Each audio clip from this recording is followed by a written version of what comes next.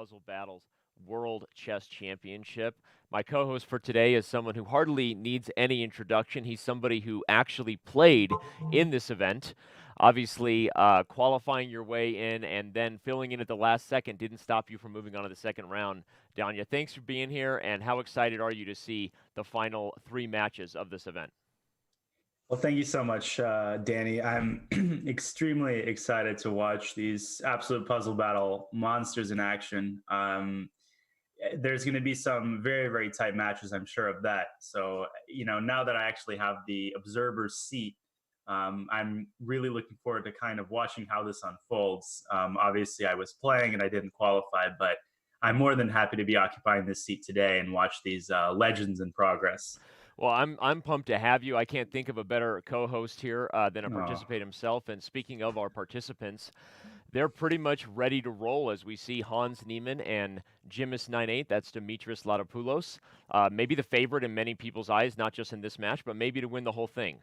The young Hans Niemann obviously has his work cut out for him, and he's got his Doritos, apparently, which is his Favoritos snack. Our event is not brought to you by Doritos or Favoritos. It's actually brought to you by the Dr. Wolf Learn Chess app, which we're going to get into in a little bit. But on that note, it's time. Let's dive through and remind you of the format after our first match gets in.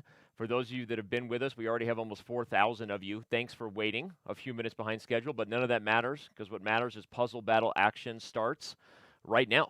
And here we go. The first game should be set to begin any second. Awesome. Just Both like of that. them should be shooting for 50. Yeah, these are a couple of guys who should be shooting for 50, right? And there we have it. They're on their way. Wow. We're seeing a bit of a quick lead from Hans Niemann. Does that surprise you, or do you feel like Hans, given his speed, is going to come out the gate, and the separation would happen later on if it's Jimis's match? Yeah, I think Hans is someone who gets 25, 30 points in the first minute. Yep. So Jim is much like Ray Robson, is someone who's very consistent. He might be a couple down when 1 minute has passed, but later on, when you get to the 30s and especially the 40s, that's when Jim really is going to put the foot to the gas pedal. Now, I assume you've thrown down in battles against both of these guys, right? What is I have. and so on that note, I can't think of a better person to ask for a favor. You agree with the majority consensus that right now a puzzle battles grandmaster like Jimis 98 is got to be the favorite until he's beaten, or you see Hans as an upset in this match? I think Jimis is definitely the favorite, but if someone is to upset him, I think Hans has spent the last couple of days really sharpening things up. So Hans did have a couple of uncharacteristically low runs in the previous stages. Right. So I think that he's actually got excellent chances to upset him. But we can see here Hans has already stumped. Just took a while on a puzzle, so Jim is already jumping out to a lead. And I'm eagerly awaiting now as both sides slow down. But I say they slow down. Look at them at the mid 30s with 90 seconds left, right? This is crazy. Wow. And we So see Hans then solving that same king of pawn ending that Jimis did very quickly. Now, you mhm. said Hans has spent time. You think Hans might be a player, given we know his work ethic, who benefited from our delay? Obviously, the original intention for the first ever Puzzle Battles World Championship was to crown a champion last weekend.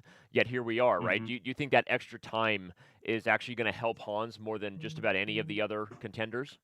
Definitely, Hans. I mean, I know Hans obviously personally. Oh, he's gets one wrong there, misses knight h6, but Yep. he's definitely a workhorse, and I guarantee you, he spent the last week just pounding, pounding down, just battle after battle. Yep. But I think Hans is more prone to nerves. I think if you just watch him, he definitely gets nervous, and I totally understand him. I suffered from the same thing. I Right. just uncharacteristic nerves. There's nothing like being in front of so many people, and it just your hands are like jelly. Right. I'd like to say my hands are like jelly all the time, but that's just because I have a 3-year-old who leaves stickiness all over the house like it's a trap, and I'm constantly falling for the trap. Well, we can see Jimis with a big lead. Hans Yeah. trying his best here. Jimis almost at 50. And there we go. Jim is missing his first puzzle of the day right there. It was number 49 that he was not quite able to solve, but still in fantastic shape and looks like he's going to wrap this one up. Wow. And we have it. 51. Man, Unbelievable. is there a better way to start off our semifinals than with a 51 score from Jimis 98 talk about setting the tone, and then we've got a 47 from Hans Niemann, which, by the way, is a fantastic score. I mean, 47 Yeah. is pretty good, right? Our job's pretty easy, Danya. Often we try to go through any puzzles that are missed, or especially the critical ones that we feel may have been the difference in a match, right? But our job is easy with these two guys because guess what? They only each missed one. So we only got two puzzles to look at, and I'm going to throw at you first. This puzzle right here was the missed opportunity for Hans Niemann that happened, as you can see, somewhere near the mid to high 30s. As you take a look at this, do you see the answer right away, or do you want me to reveal it? Given that I have I the think I Chess.com see the analysis. answer. I think, well, what I see is the fact that there's two tactical patterns. The first, the rook on g1, x-raying both the queen and the king. Okay. The second is the fact that the knight can deliver a fork on h6. Now, just the fact that the square on h6 is defended doesn't matter because this is a puzzle. So what you want to do is combine these two tactical features, I think, and play knight h6 check, distracting the rook. Rook's got to take the knight, and then you take on g2. And this is a Pinovich, and you win the queen. And white ends up simply a queen for a rook up, which is, of course, an overwhelming material advantage. I'm not sure what Hans played, but I again, remember this might have what been he nerves. did. He actually played knight 5 takes h4. He was thinking of but I think that was just missing the bishop, and he was maybe imagining hitting the rook and then taking. I think that's what he did. I think. Yeah, definitely missing the bishop on d8. Right. And again, obviously in a rush, and knight h6 check, as you pointed out, is a very. I like your. Man, you must be a pretty good chess coach. Maybe a chess club should acquire your services. I don't know, like maybe the Charlotte Chess Center, right? Maybe Charlotte. I was. I don't know, random. But hypothetically, I might have already moved to Charlotte. That was a great description. But that was just a dream, But recognizing two tactical themes, right? The fork and the opportunity to expose multiple pieces on one file. I love that. Thank you, Danya. And our second one here. This was the only puzzle that Jim has missed. I have the Chess.com analysis in front of me. Do you quickly see Black's answer here? Is it queen f3?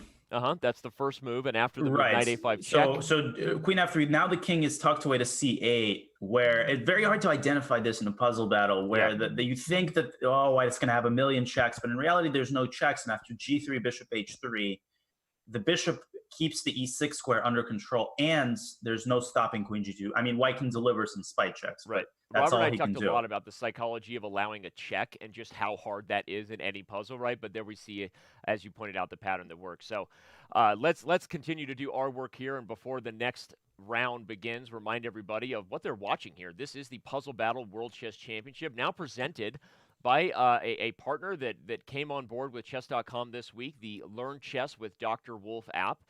Definitely check it out. You can use the command to learn a little more info depending on where you happen to be tuning into Chess TV from. But the Puzzle Battle matches in the playoff format consist of 10 rounds between two players. Points are awarded by margin of victory per match. So this is important because it encourages players to keep fighting even if it looks like they're losing, because their next rush may be their opportunity to level the field. If matches are tied after 10 rounds, then we move into sudden death. What's sudden death, you ask? Oh, I'm glad you asked. Sudden death dodgeball. No, that's a different show. Past life memories. Yeah, this is if the games are tied after 10 rounds, players will play one round of puzzle battle, and we pretty much play until someone wins, right? Just like any good sudden death should be. Someone moves on to victory and someone else goes home. A player cannot win a match on a tie.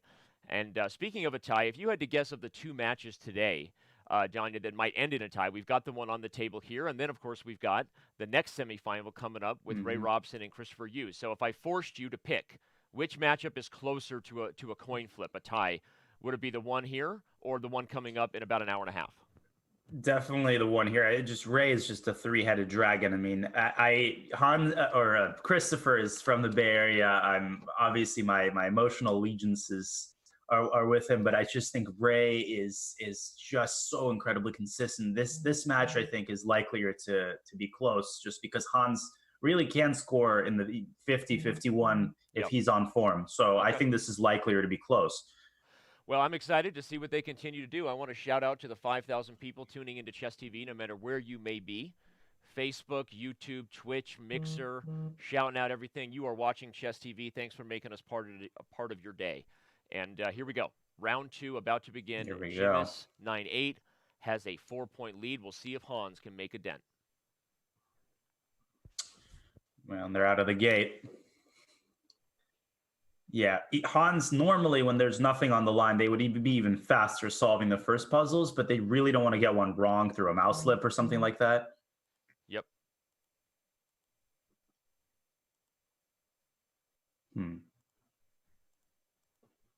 All right, going neck and neck so far.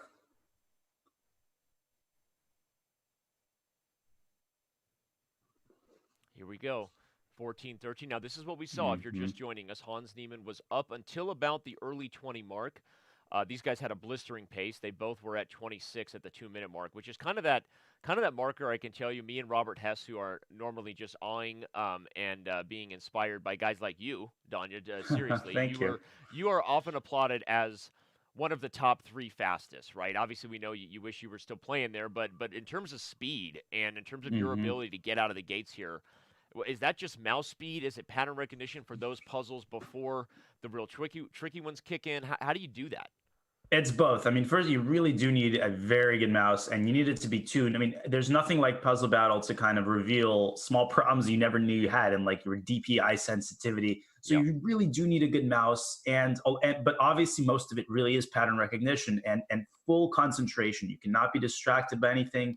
I've even eliminated the sounds so that I don't hear my opponent getting problems right, especially someone like Ali Reza, who's prone to tilting me when I hear him get like 5 right and I'm stumped on something. So full concentration, mouse speed, and of course pattern recognition plays a huge role. All of the thousands of problems I've solved throughout my career, that helps a lot in the snap recognition of these first ones. Well, I feel like this is history repeating. By the way, that puzzle right there on the left that Jim has just solved is a Fischer, Shevsky, yeah. Bobby Fischer. Oh, you completed my sandwich, but that's okay. I took the words right out of your mouth. Maybe I'll open that up for people to see it, because that's actually a very, very famous tactic that everybody should know if they don't, from a real chess game where Bobby Fischer played a brilliant combination, right? Right. Very quick win. And Drashevsky was nobody to sneeze at. Nobody you could really beat easily. But now here, look at this. We're looking at 45 and 48 respectively of perfect puzzle rush. Oh, Danny, did it.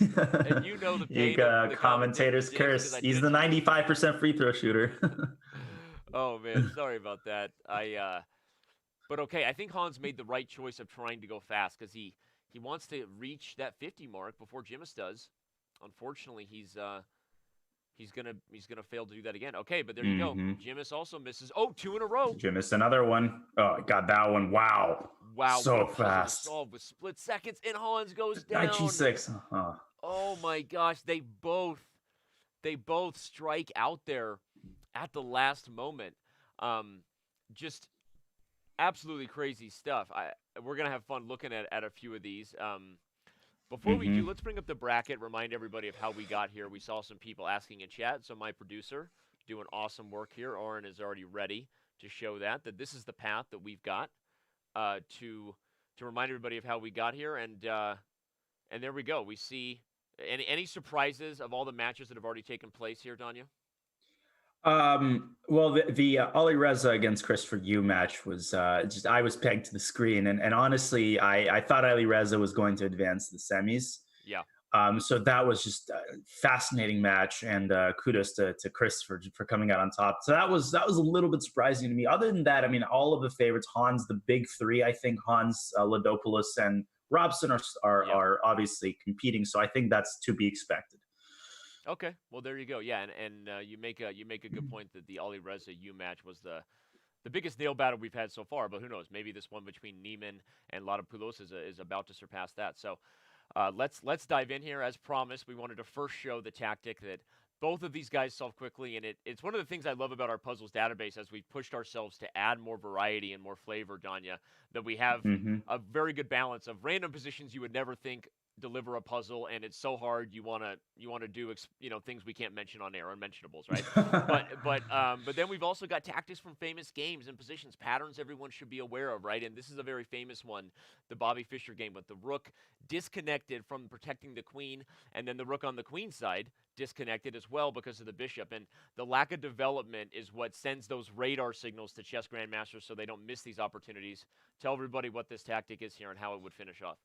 Well put, Danny. The queen on d8 has no defenders, so the tactic starts with bishop takes f7 check, which seems very counterintuitive. You're giving up your strongest piece, but you're doing that in order to clear away the e6 square, which again seems irrelevant. So black takes with the king on f7. If he takes with the rook, the move is going to be the same. And now a brilliant move, knight e6. And now the point of bishop takes f7 becomes clear. Now that there's no f pawn, the queen has nowhere to go, and you cannot take with the d pawn because the queen's unprotected. So you have to take with the king, and then white drives the king out further. Queen d5 check, king f5, and now a scintillating finale e6. I think e6 is the fastest way to mate. The puzzle probably ends sooner. I think G4 also works. I forget. There's some puzzle book where I remember. Yeah, rook G. I mean, just anything wins. It's so overwhelming. Famous tactic. Be aware of it and take note. Again, recognizing your opponent's weaknesses, lack of development. These are patterns in chess that not just good to be familiar with for your over-the-board chess, but if you ever want to be a puzzle battle world champion someday, apparently it's one of the puzzles that exists in our database. And speaking of the puzzles that exist in our database, for the first time, they were too much for these guys. They both struck out. You see those 3 red X's there below their avatar with 4 seconds left. And so we'll see if that continues. But Hans, I think if I was to guess, Danya, I know this next match is probably getting underway here in seconds, and that'll be great. We're ready for it to start. But I kind of like what Hans did there, right? I know that he struck out, but he was trying to get to 50 as fast as he could. He knows he needs to take his chances against Ladopoulos in those final moments. Absolutely. This is no time to be conservative. Hans has to shoot for 50. We know Ladopoulos is going to get 50, 51, 52. So Hans definitely does not want to end a battle with 1 or 2 wrong. He has to take some gambles, and I think he's going to take more and more of them as they advance in their attempts. Well, I see a comment there. People commenting about my loud shirt. I'm going to mention the sponsor at the next break so you know why I'm wearing a yellow shirt. Yellow shirts are great. Thank you, Danya. I mean, you always dress really well, Danny. Thank you for that. Okay, well, the next match should begin in seconds. We're waiting here. So those of you wondering, you just tuned in. What shirt he just mentioned? We'll get you. I'll feed you baby birds. I'll be back on camera here in just a moment. But yeah, okay, so you're down by 6 now in terms of the total score. At some point, right? At some point, are you just hoping that Jimis gets a round of puzzles that he doesn't know, or I mean, you're Hans Niemann's coach right now. What do you say? Right. He's got, don't lose hope. Don't go too crazy on the gambling and get like 25, right? That would be a total disaster. Now, Hans is a stronger chess player than Jimis. So Hans is really hoping that, yes, Jimis is going to encounter a couple of puzzles he doesn't know. Right. He's going to get stumped and going to get like a 30, 35. Hans is less likely to do that if he maintains his cool, because he's, again, much stronger chess player, basically GM strength. Right. And so, I kept saying that, and Hans gave a great interview and kind of talked about some of the things that these puzzle battle masters know.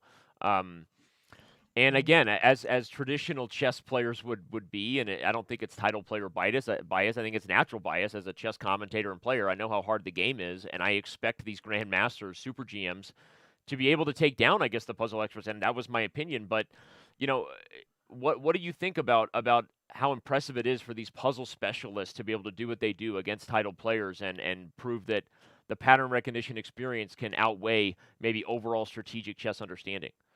It's incredibly impressive. And honestly, I was of the same opinion as you, Danny, where I thought, well, they're going to encounter enough puzzles that they don't know that chess strength is going to say it's, make its presence felt, but it just testifies to the work that these people put in. Yep. And people can argue, well, it's not exactly the same thing as tournament chess, and nobody pretends that it is. It's still impressive in its own right, and I think it's very hard to dispute that.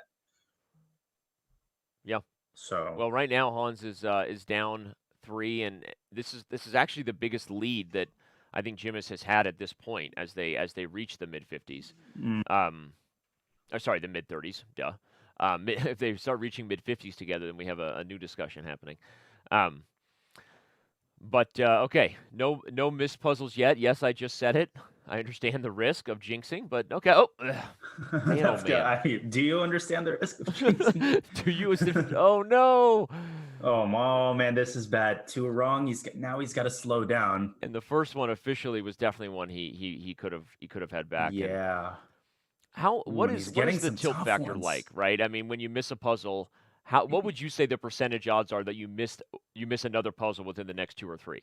I don't think I've ever actually tilted. No, just kidding. Very, very high. Especially the second puzzle, because you're shell shocked. Yep. You're it's so unexpected. You're like, no, I was sure this was right. Right. And then you start thinking about the puzzle too as you're solving the next one. You can't help it. Right. You're replaying it in your mind. You're like, what did I get wrong? And you get another one wrong, and then you start banging. Well, in my case, start banging the table. Oh, Hans, that's rough. Yep. 3 wrong. And we can see the tilt factor there, the proximity of those 3. Yeah. That's frustrating if you're Hans. He doesn't look super happy either, poor kid. Oh man, look at Jimis, 51, 52. But Jimis is putting on a show for the fans regardless. I mean, this is unbelievable. Just unbelievable. 54. Will we get a 55? Have we had a 55 yet in the Puzzle Battle World Championship? I don't think so, and we're not going to get it here. But wow, what an amazing performance there from Jimis. 54, Danya, how hard is that? That is a number that is very hard to process for me. When I get 47, I'm just dancing on my bed. 54 right. is just unfathomable, absolutely unfathomable number. And man, this was a huge run for Jimis, just extending his lead, and an unfortunate one for Hans. Yep. Well, before we dive in, show the results of those back-to-back puzzles Hans missed, and let Danya talk a little bit more about the psychological, kind of emotional importance of keeping your head in the game. I want to give a quick shout-out to our sponsor and anybody who wants to defeat their kids at chess. This is the face of a man you might want to get to know. This is Dr. Wolf. And you can learn chess with Dr. Wolf. I'm really trying to show. There we go. And Dr. Wolf is a new partner here at the Chess.com family. It's an amazing app that is an algorithm. It's an AI that teaches people chess in the human intuitive way that a regular human coach would give advice. And we encourage you to check it out. We'll come back around to asking what you think of that as audience members. And I want to get Danya's thoughts on that. That's our daily question, little teaser. We'll get to that in a minute. But before we do, here's the 2 puzzles Hans missed. Mm-hmm. This one here first. He's going to be kicking himself for that one. Yeah, Rook to B8 was played by White, and it's the reason I opened it right away is I said this was definitely one he should have had back. He just played Rook H6 first check very quickly, right? But which is correct. Oh no, sorry. No, he played Queen H3 check, right? Right. So he identified the pattern, but this is just an impulse move. Right. And after king takes H3, the king gets out of G4. So the solution is Rook H6 first. I don't want to misspeak. He might have played Queen H5. I'm almost positive it was a queen move. The pattern, everybody, that wins is Rook H6, and then you sacrifice to force the king back to the H file so that as Danya said, the mating pattern on the light squares can finish the game off. But giving a check with the queen first doesn't work, as now when the king moves, the battery is too slow. When you give White the opportunity to respond, it's actually Black who ends up getting mated here, with there being way too much pressure against the Black king. So, as you said, this was just an impulse. He gave the queen check first, but actually the Rook check is the only way to win. Mm-hmm. Second one, it's hard to separate these puzzles. This was the tilt position. I don't want to say tilt. It's very early to say that, right? But this was you missed that one. You're frustrated, like you said. Mm-hmm. You're doing what good chess players do, which is you're analyzing your mistakes. But in this case, that's not the right thing to do, right? Yeah, you have to try to put it. I mean, it's very hard, but you have to put it aside, and you have to brace yourself for it, because you know this is going to happen. You're going to take gambles, and there's going to be accidents. And you have to put it behind you. And in this puzzle, did he not play knight G5? I honestly don't remember what he got wrong. I just clicked on both the ones to back up, but this is the correct move. And after bishop F7, you just take D5. I got to be honest, that's a pretty rough puzzle to get when you're emotionally kicking yourself for a missed force mate, because this is the borderline, does this feel satisfying puzzle? That's one of our criterias, right, of how we develop and try to prune our puzzle database. This is kind of a tough one, because yes, White is winning and you're up +3 according to the engine, but the puzzle ends with you taking a pawn, and that's kind of hard that's kind of hard for a grandmaster to feel good about, right?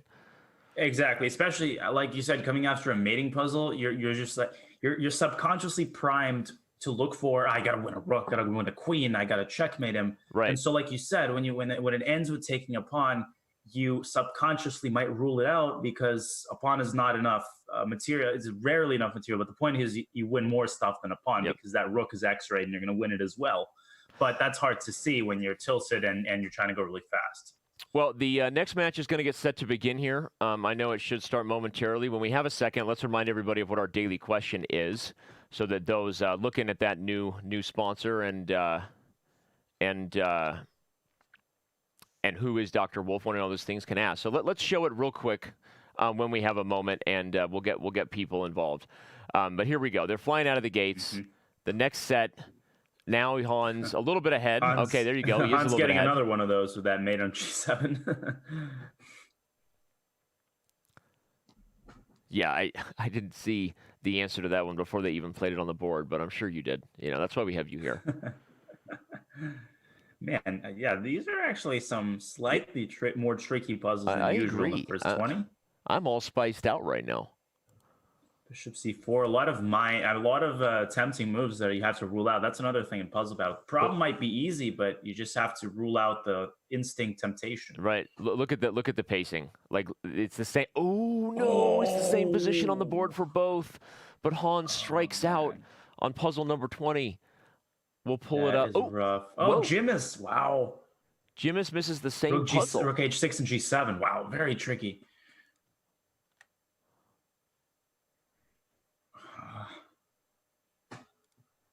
Take d3. Did they both miss the same puzzle? I think it was.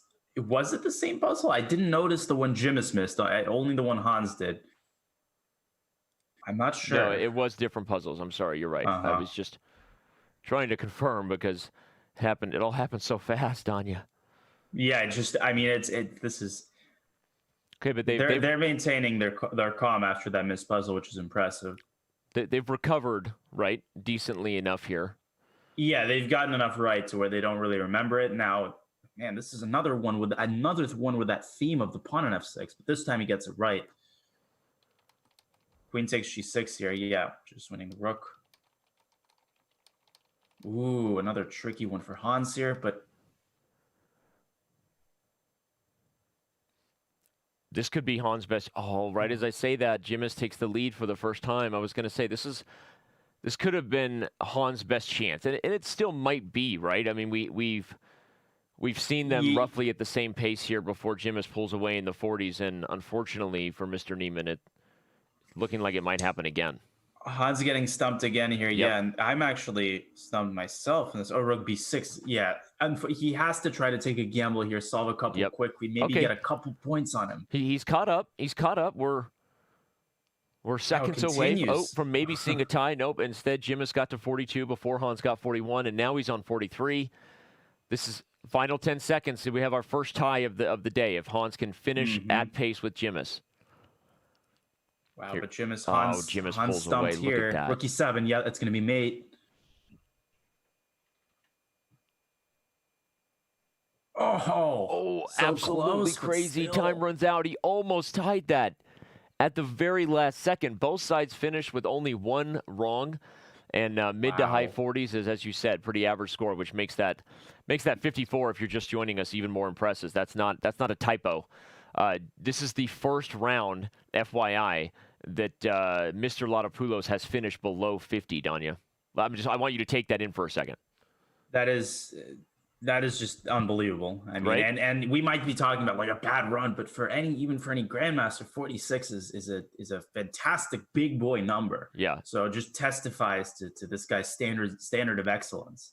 According to ChessFan102 in the chat, Hans mouse slip. We're going to pull up the puzzle he got wrong in a second. But before we do, let's remind everybody of who our sponsor is, a new partner here at the Chess.com family, and what our daily question is, because I think it's a good one, and I expect to get some social media action here. If not, shame on you who have Twitter accounts, because I think this is a worthy discussion, not just for the fate of humanity, hashtag Elon Musk.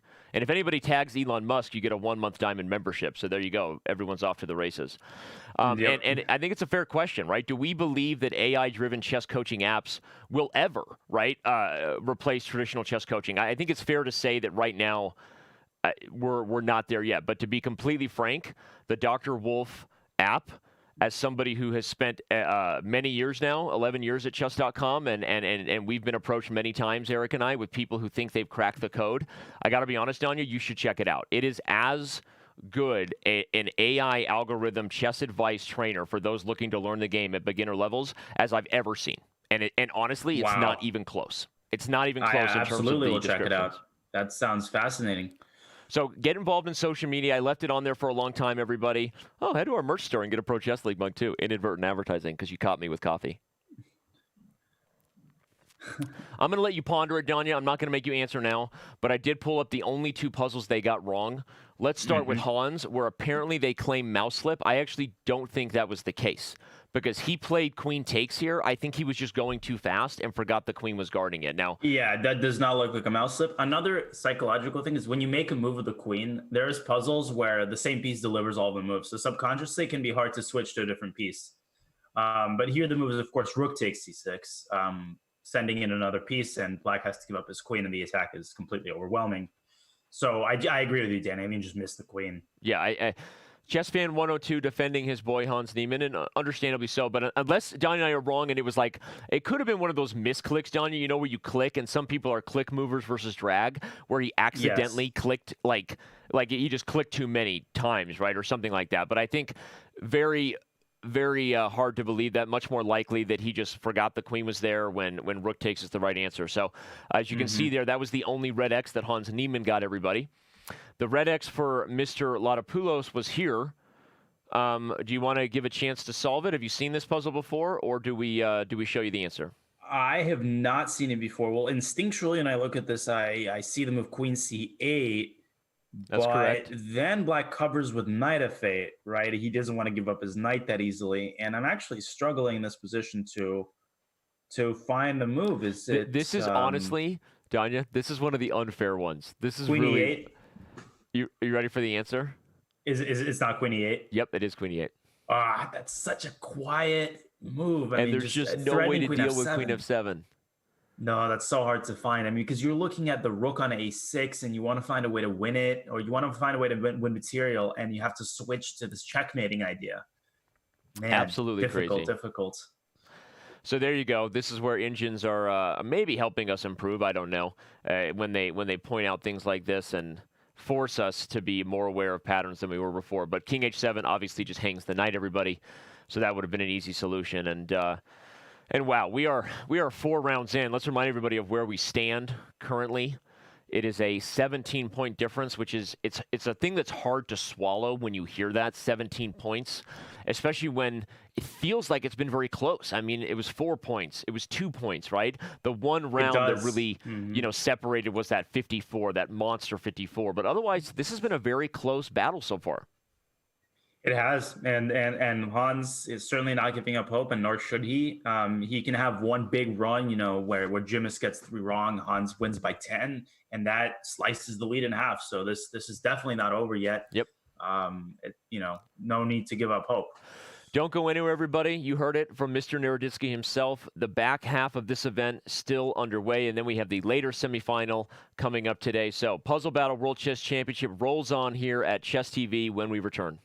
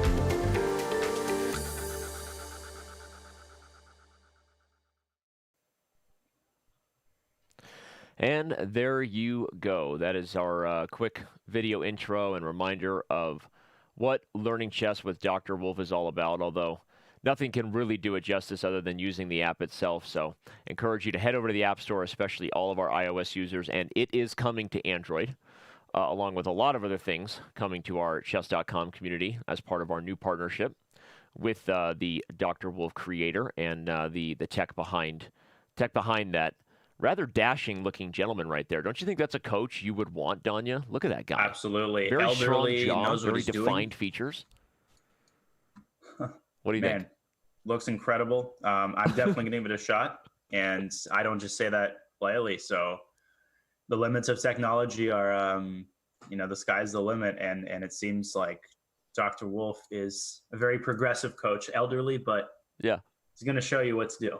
He's So, elderly, but incredible. that looks like a guy who slays vampires at night, right? Oh, yeah. But also Absolutely. volunteers on the weekend as well, right? So there we go. Let's remind everybody of what we're doing this weekend. Hans Niemann versus Ladopoulos. That's what we're doing here.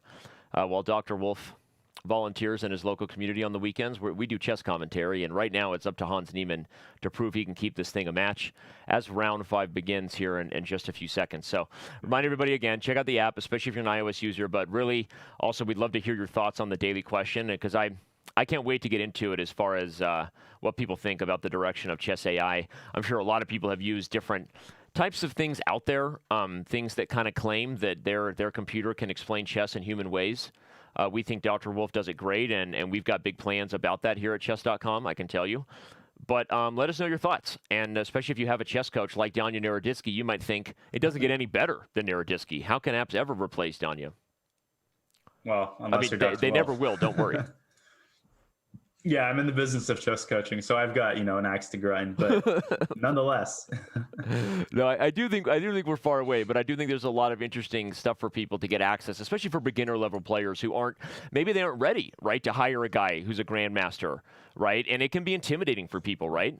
And so our belief is making that transition from a kind of a fringely interested chess player to getting them to really appreciate that they do want to get better, Danya, is kind of a key part of our Chess.com goals. And I think that's kind of how we look at the need for AI to make it easier to understand where we went wrong as chess players for beginners so that they can get more interested in hiring the services of coaches like you. Absolutely. And it's a great transition. You don't feel like there's a person you have to report to. You can see, you can gain experience, and you can always hire a coach. That's not something you want to rush, because like you said, Danny, some people need grandmaster coaches. Other people can, squeeze out all of the improvement they need with a fantastic app like this. Yep. Good point. And I wonder how many people are afraid because of that reporting aspect you just talked about. But anyway, it's interesting. Get involved in social media. You'll see the hashtag puzzle battle. Let us know your thoughts to the daily question. And we're going to get our thoughts going here on Hans Niemann. Jumping out here, he's on 2 before Jimis 9-8 is. There he goes. I think it's the back half of things, right? Let's see a comeback start right here, right now. Yeah, he needs a big monster. He needs a 50+ right here, and he needs Jimis to encounter a couple problems he hasn't seen. Yep.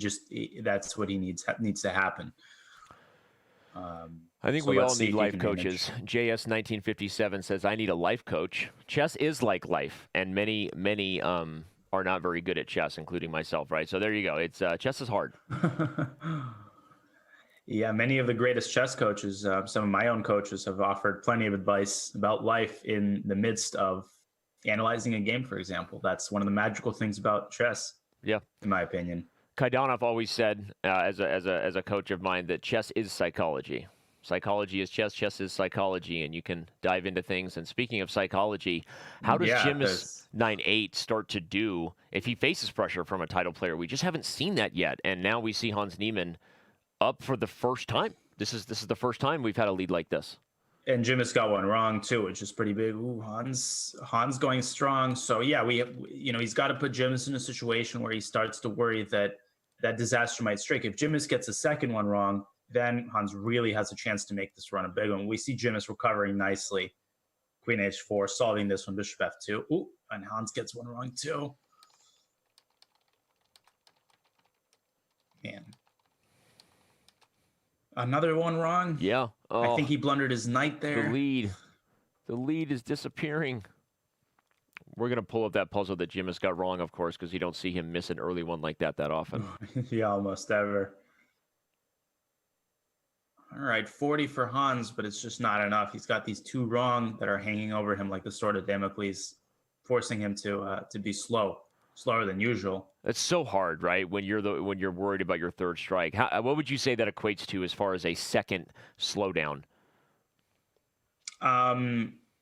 Oh, you mean like how many seconds do you think you lose per puzzle once you have two strikes? A lot. I mean, you lose like a couple of verification that seconds at least. Even if you see the solution, what happens is you take like 5-6 seconds sometimes to just verify because getting a third one wrong is so disastrous.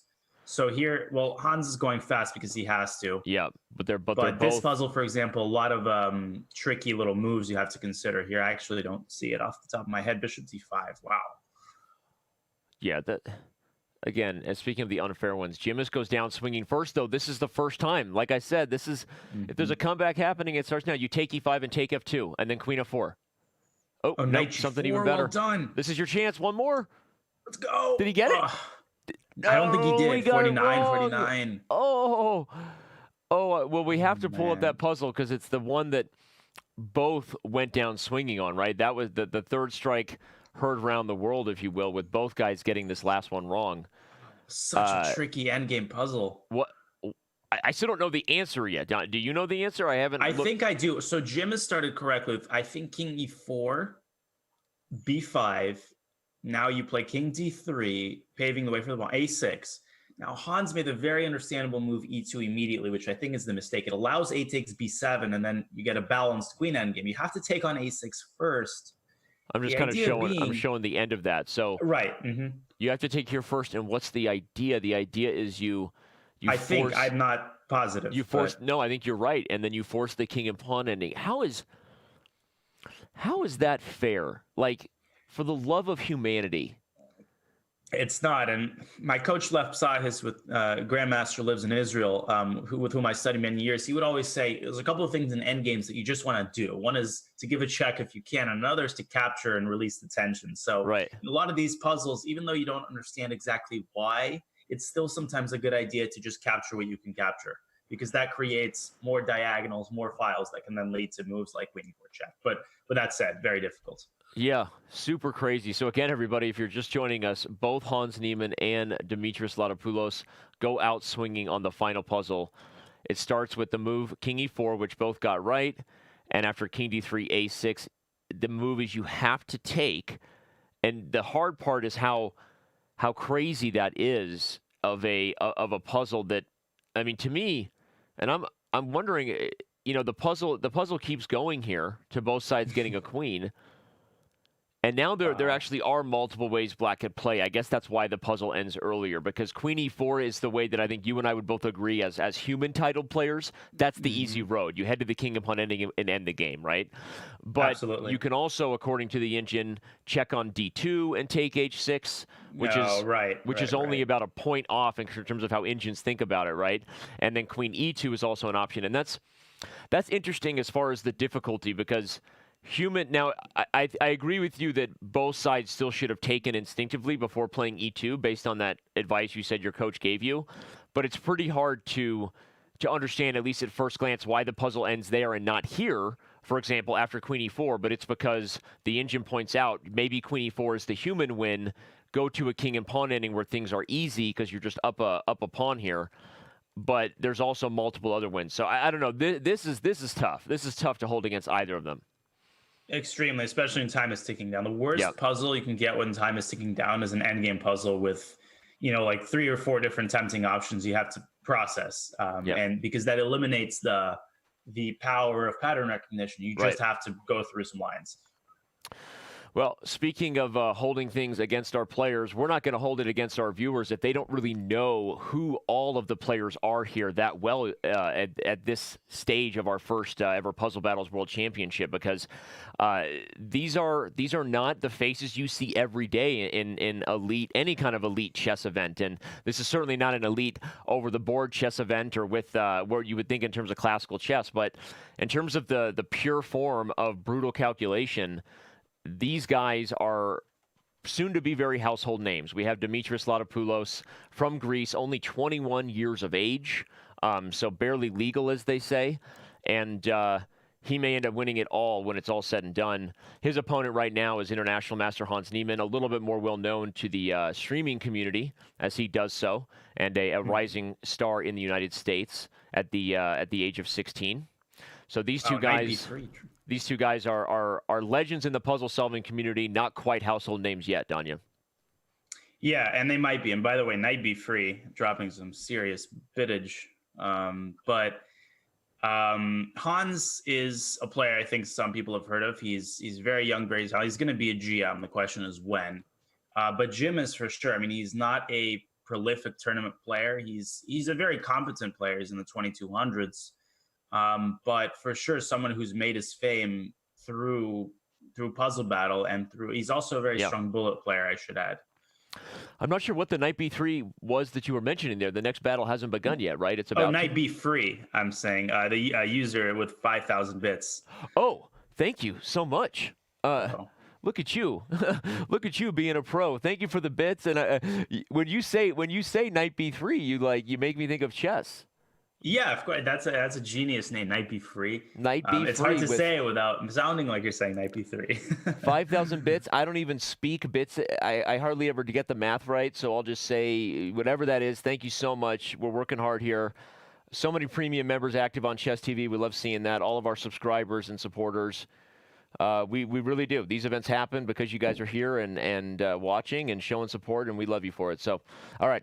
Next round's got to begin. Unfortunately for Niemann, he did not get his first victory, Danya, but it is the first tie, right? So if you're seeing things, looking for things to go in a positive direction for the American, that was the first step. Yeah, it's the equivalent of hitting a couple free throws or kicking like a field goal, I'm saying, because my team 49er is about to start, so I'm full of football references. But, he's maybe shaken the confidence of Jimis a little bit, but now he needs to start winning some of these battles.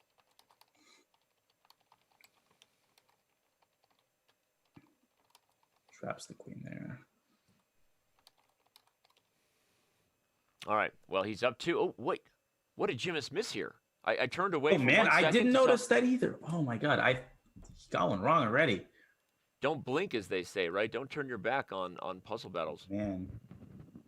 Yeah, that might have been a mouse slip. We'll have to see. But that's a serious blow. Now, Hans jumping ahead by a couple. And again, he needs Jimis to get a second one wrong, because one wrong with these professionals is really not, doesn't make as huge of an impact as one might think.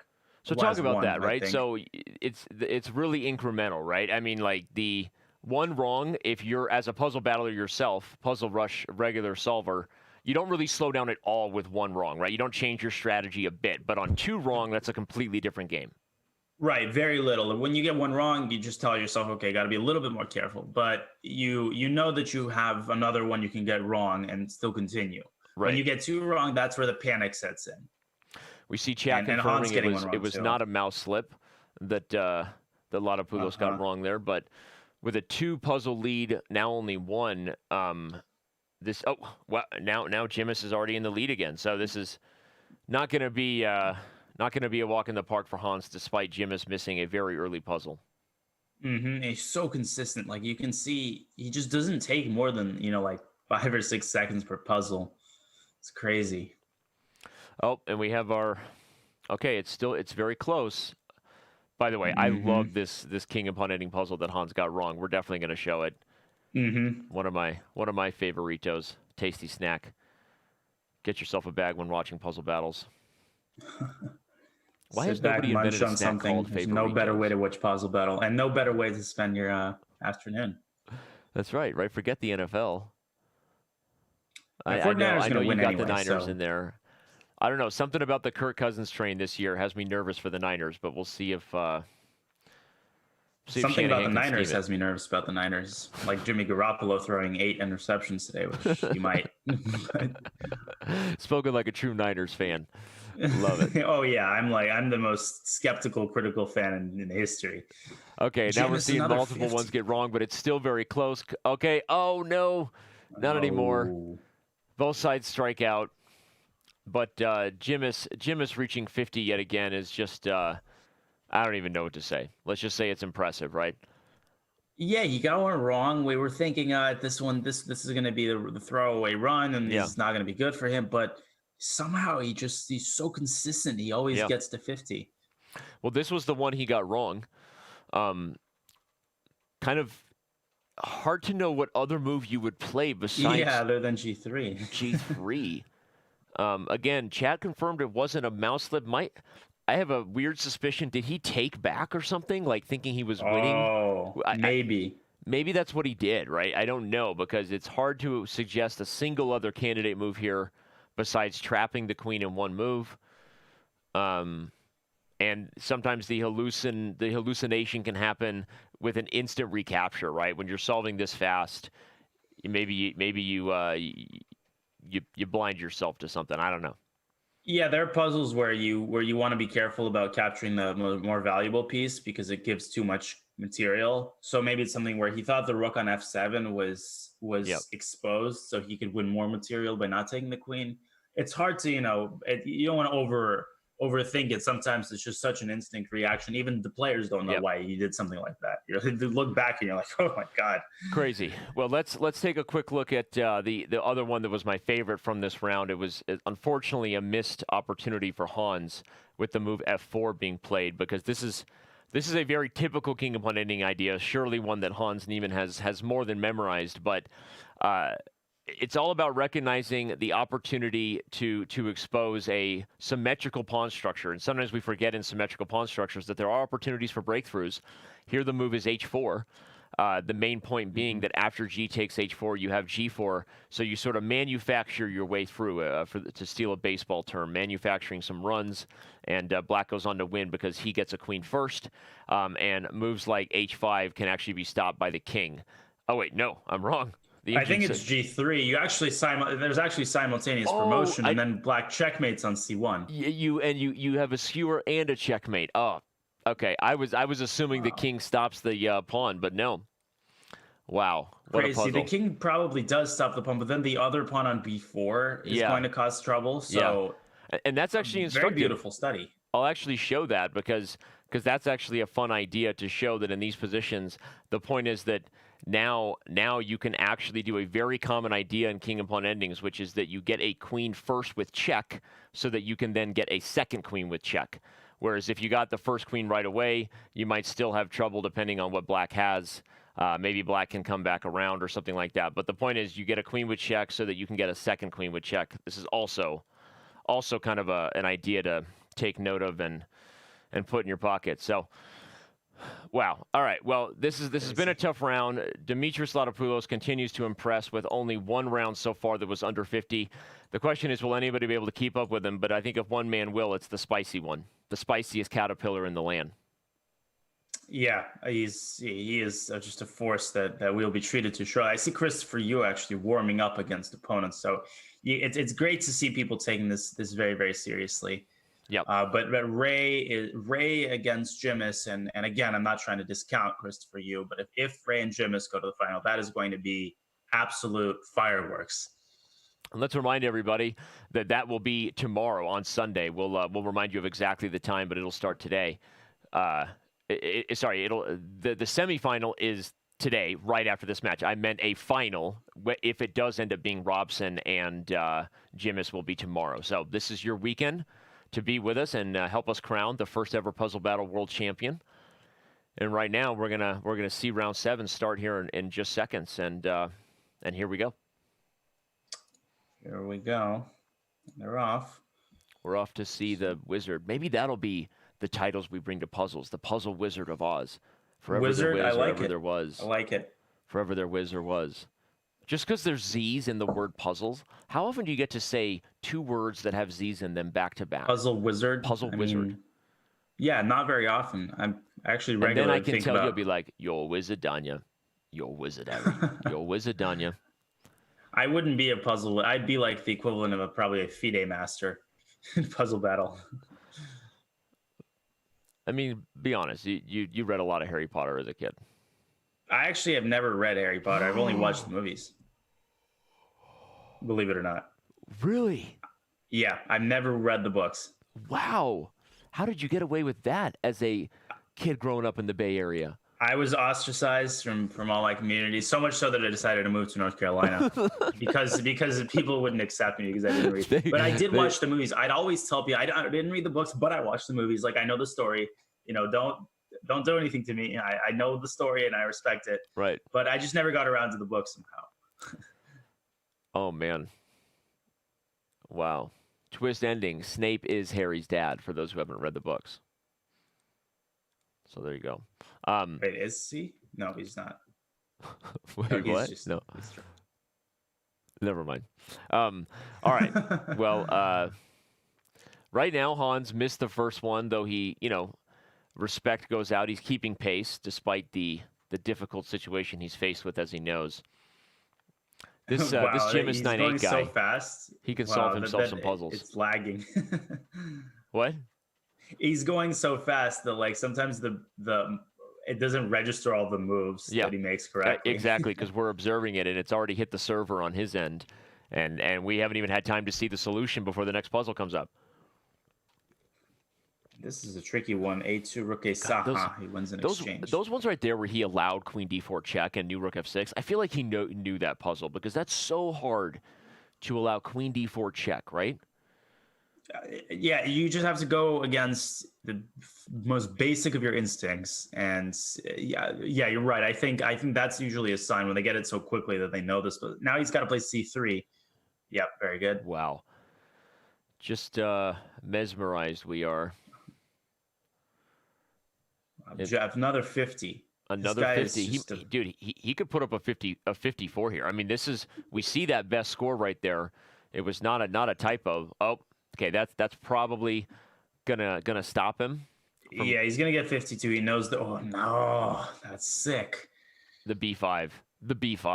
So 53. If he gets queen d4. Oh, 53. Oh, we'll definitely pull that up and see whatever puzzle was the one that denied him his second 54 of the day. But still, I mean, just a dominant performance. And how tough is it to be Hans Niemann right now when you're putting up some darn decent scores, but all that gets you is a high five and a handshake and a gift card to Chili's. Yeah, exactly. I'm just man. I mean, this guy's putting up numbers that by any token are like you said, just bad boy numbers. And are we going to add that as a prize, a gift card to Chili's? Gift card to Chili's if they want to sponsor us. I know. A director of esports here at Chess.com, Nick Barton, reach out to him. But no, I don't even know if they have. I should have said Applebee's. That's the one that's a little more known. I'm a West Coast guy. But anyway, amazing stuff. All right, but let's look at this last puzzle that denied Jimis his... My whole team now is discussing in a private chat whether they have Chili's in Greece. By the way, Hans Niemann gets more than a pat on the back and a gift card to Chili's. We'll remind you of the prizes in the Puzzle Battle World Championship here in a second, since that inadvertently became a discussion. But what was the move here? What? Yeah, no, nothing. That was just funny. The Danya only gets paid in gift cards for being here, right? You knew that, right? They told you that? Of course. I love gift cards. Yeah, gift cards. Chili's is actually my favorite. There's a lot of Chili's in Charlotte, so gift cards. All right, so the move was knight h3 check, right? He played queen e4, which it was, in hindsight, very obviously not the best move, right? It allows a rook check. I think this was him knowing he didn't know the puzzle and was just doing the best he could to solve before time ran out. Yeah, definitely, because knight h3 is a checkmate in 3 moves, and that's actually a pattern I've seen before. It's a pretty cool pattern where you think the king escapes, but in the last second, there's knight f4 checkmate. Right, holding d3. The queen obviously holds all 3 of the first rank squares, as well as this magical f3 square. Nothing like a king trapped in the middle of the board like that. We'll show that thing in instant replay because some of you are into that. If you're keeping score from the very start, the whole thing is a mate in 4. 1, 2, 3, 4. Pretty awesome stuff. Wow. We toss them. They're awesome. Another potential sponsor coming your way, maybe right after Dr. Wolf here on latest Chess TV shows. But what are these guys playing for, Danya? It's the title of Puzzle Battle World Chess Championship, and I don't even know if we're allowed to do that, but there you go. Gift cards as well. $3,000 in gift cards to Chili's is on the agenda. But seriously, that sounds like a darn good price. If you ask me, I like me some Chili's. Sounds like something that should be illegal, right? That's probably against the FDA to have that much food from Chili's. Yeah, you might be spending a couple nights in the hospital. But they are in the big money now. I mean, jokes aside, obviously in the earlier rounds, it's not as much cash. We know that. It's our first ever Puzzle Battle World Championship. Certainly things like the Pro Chess League with $65,000 and the Speed Chess Championship are much bigger for a few hours of work online. But now that we're in the semis and finals, that's not bad, right? Today's match is only 90 minutes, and someone's taking home a couple $1,000.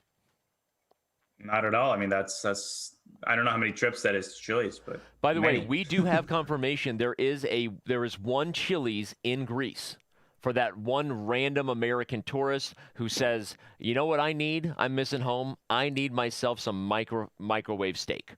I need to go get some microwave pot stickers from Chili's. But Danny, it's not Greece. It's Rochester, New York, aka like.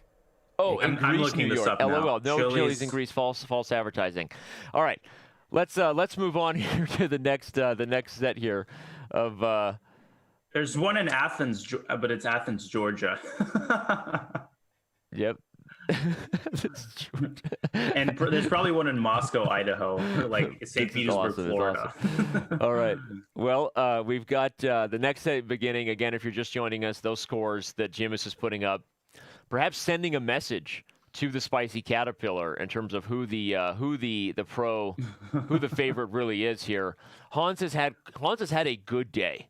I mean, I don't know. By my standards, maybe they're pretty low, right? It helps me roll out of bed in the morning and stay happy, keeping my standards low for myself. But maybe Hans's standards are higher for himself. Maybe he should take a page out of the Danny Rensch book and lower his standards for himself. Yeah, they're definitely high. Knowing Hans personally, he's not a happy camper now. He's not happy he didn't get 50, and that's the mark of excellence. You know, and Hans definitely is someone who was, you know, very, very prominent self-critic, which makes him so strong. Yep. And ties into his work ethic. But he's doing a decent job, so nobody can really say anything. He's trying his best, so we can only commend his effort.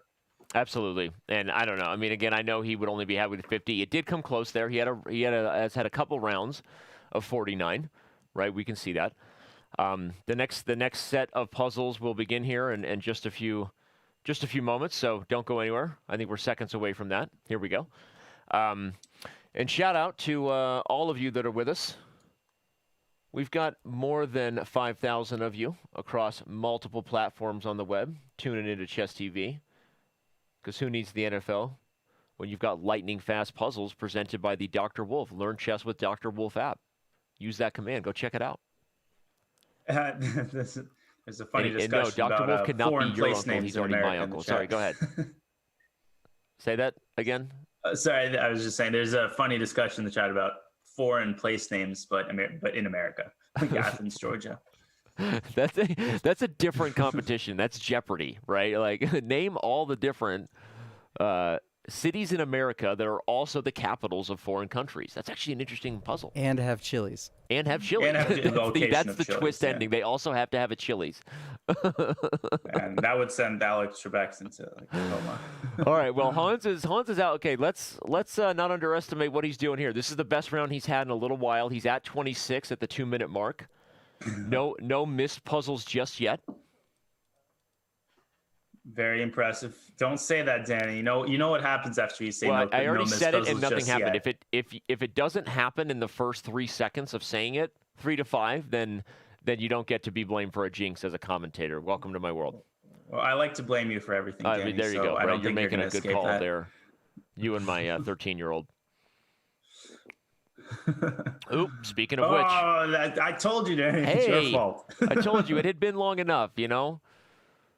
The statute of limitations on commentators' curse is 3 to 5 seconds.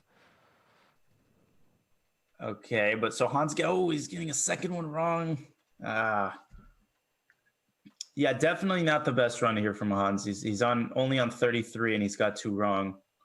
And Jimis with a clean slate. Yeah, and this is going to be the nail in the coffin. Not that a 27-point lead was probably in doubt going into the last 3 rounds, but at this point, we're here to appreciate the power of Jimis 9-8, the presence. He's a 21-year-old puzzle solver.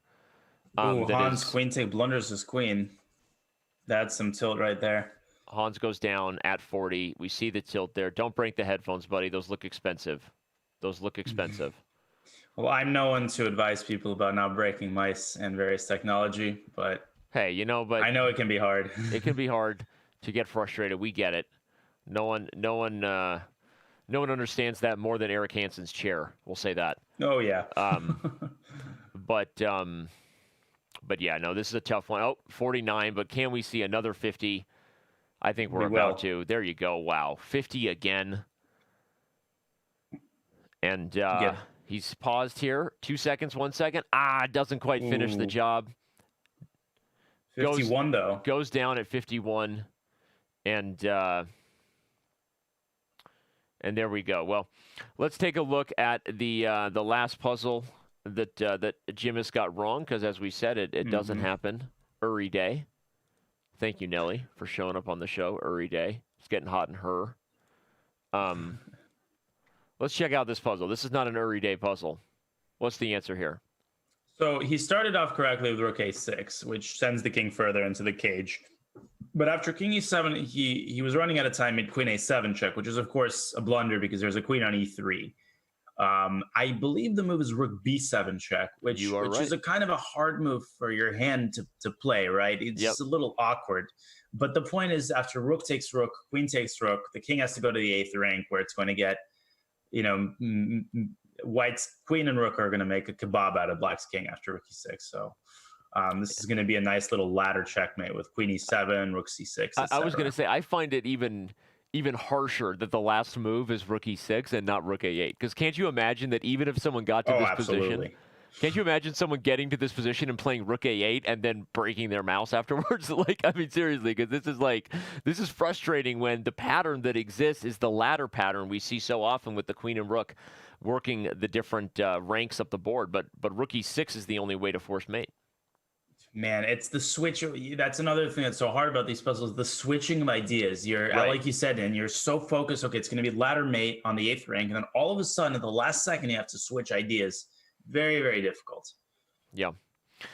Well, there you go. This is the puzzle that maybe denied Jimis one of his best scores, but I would argue that finishing at 51 is not the worst score in the world. Let's remind you of where we stand in terms of every round in the books at this point. Oh, man. Unbelievable. 37 points. That's better than any puzzle rush I've put up this week. The difference between these two guys is better than anything I'm capable of. That is an incredible margin. The correct answer is that is correct, Danny. You are not capable of better than 37. That is correct. I think you can get a 40, Danny. I believe in you. Oh, shucks. Thank God I'm not on camera, right? The blushing coming out. But let's remind everybody your face is red as Phoenix summer. We've got a daily question coming up. Speaking of which, last time we saw each other in person was the summer, not a Phoenix summer. It was a Tucson summer. Man, the stories we could tell if those walls could talk. Oh man, if those walls could talk. But let's not talk about that. Let's ask everybody to get involved one more time. It's going to be a long show today, so we hope to have some responses from you before today's first semifinal is over, before we move into the next semifinal. But get involved right there. Do you believe AI-driven chess coaching apps will eventually replace traditional chess coaching? I'm going to tell you I think the answer is no, as a chess professional myself. And I believe that probably the ideal game is that they work hand in hand, and that the better we can help computers understand how to explain things like a human, I think it'll help a lot of people feel less intimidated by the game and feel like they're getting advice early on. But get involved and let us know. One great way to get involved in the question is to try it yourself.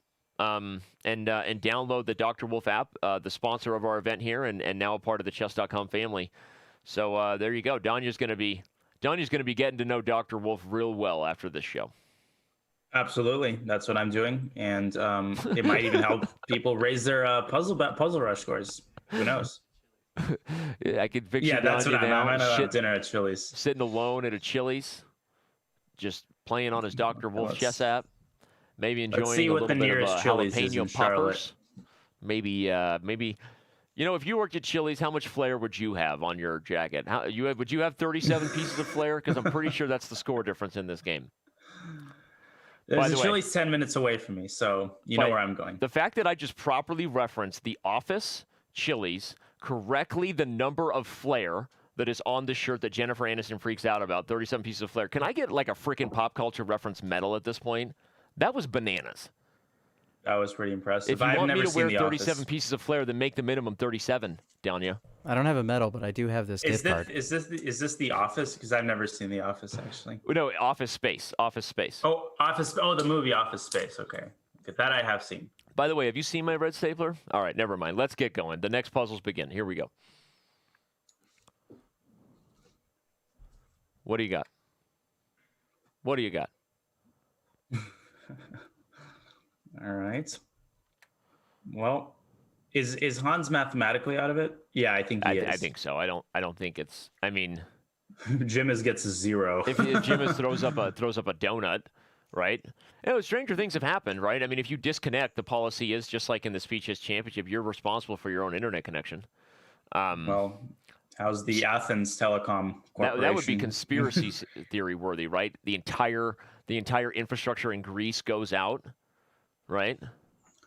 Well, I've heard that in Bulgaria, on the day of a very big exam, they disconnect like the internet on students' phones. So, I mean, but I think it's already not going to happen. It looks like Jimis is well on his way. 26, 27 in a minute. Unbelievable.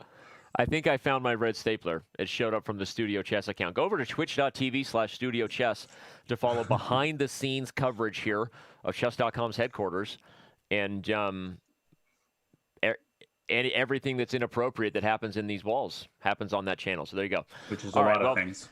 Nobody's got anything wrong at this point. Jimis is on pace for another 50. I feel like Bill Murray right now. You feel like Bill Murray in what movie? Groundhog Day. Groundhog Day. One of my favorite movies, actually. Obviously, right? We've been here before. Well, look at... Okay. Yeah. Oh, right as I'm about to say, look at the pace. Oh, no, the tilt is real. Hans misses two in a row. Another classic example. Classic example of the back-to-back puzzle miss. The difficulty that is maintaining your composure after missing one puzzle, and all that happens after that. It's impossible. You're just so frustrated yourself. Yeah. Well, we'll take a look at both of them just because we can probably learn something from a puzzle battle wizard like Daniel Naroditsky. Oh. Hans missing a maiden one. Definitely this one he's just... And who can blame him? I mean, he's up against just the rock. Yeah. Well, he's done. It's been valiant. And again, the scoring system here in our first ever Puzzle Battle World Championship makes it look probably a little more lopsided than it actually is in terms of how close these battles are. But it's our first time ever doing this event. We'll continue to work things and tweak things. And I think right now it is lopsided based on the fact that we know Jimis is the better solver. And Hans himself said he knows he was the underdog. But I would argue Hans has had a pretty good day overall.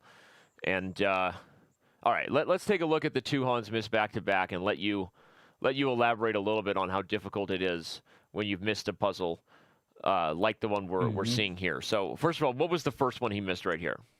So I'm pretty sure he did play queen d4 check, which is the correct first move, activating the queen, pushing the king into the corner. And after king h1, my guess is he played queen f2, which is a mistake, on account of rook cc1, which defends the rook. You have to play queen d1, if I'm not mistaken. Yep. And the difference there isn't only that this move is cool, it's also that if rook c1, then you take the rook on c1, removing the guard, and then e1 queen is a back rank mate. And once you get something like that wrong and you're already trailing so far behind, that frustration just boils up onto the surface and you lose your objectivity for the next puzzle, which is exactly what happens. It's a great point. And again, it's how much isn't it nicer to be in my seat than solving these yourself? Come on, be honest. Right? It is pretty nice This to be is a little bit less stress. Observer's seat. Because And this is so hard. just, Queen f2 looks good, but it wasn't just like this is a multiple win solution. We don't have multiple win solutions in the database, and if we find them, we eliminate them because we don't want that. But Queen f2 actually doesn't work because the move rook c to c1 not only guards the rook but guards the back rank tricks. Whereas Queen d1, as you said, not only is taking not possible for obvious reasons, back rank checkmate, but this move also fails to the same eventual pattern here.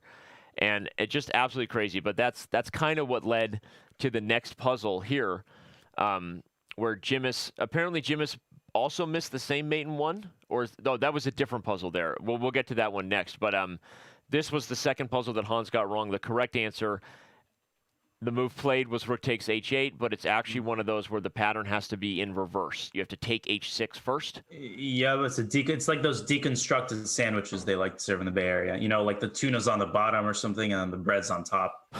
Wait, say that again? Or well, not the tuna or whatever. You know what I'm talking about? Like those like deconstructed sandwiches. That's a thing? That if there's any like crazy culinary invention, you will find it in a San Francisco restaurant for $40 per person. Deconstructed sandwiches. I've never heard of that. I mean, there's deconstructed everything now. It's like deconstructed pasta. It's like just air or something. I mean, there's some crazy things in California, Los Angeles too. Wow. But the long story short, yeah, the move's Queen h6. The rook h8 is such an instinctual reaction, but got to put the meat on the bottom. The meat is on the bottom instead of on the top. You and I are going to discuss this deconstruction sandwich. We will a little bit later. Over lunch Queen at takes Chili's h6 was the pattern. Both sides missed a mate in one, which we'll review another time because right now the next and final puzzle battle round is getting set to begin here. Jimis 9-8 and Hans Niemann throwing down here, round 10, winner take all.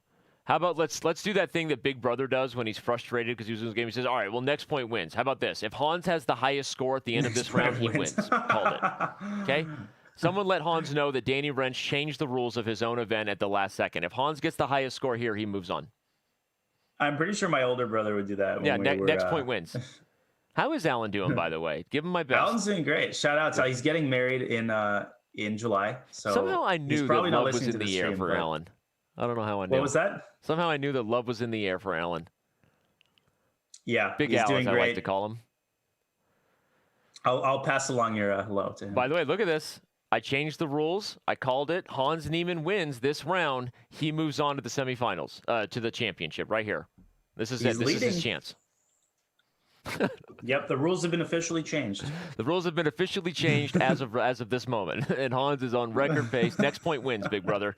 Like Big Brother always goes, man, I don't even know what the score is. We've been playing, so let's just say next point wins.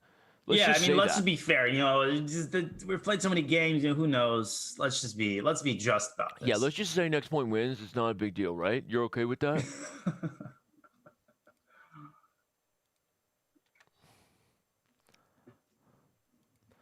Well, oh man! Right now, next point wins is keeping Hans in the lead, but with those two missed, it's getting a little harder. This is it, Hans. Has anyone told Hans if he wins this round, he wins the whole thing? He wins the he's got to step it up here. Oh, here we go. Getting too wrong. Here we go. 36. He's leading.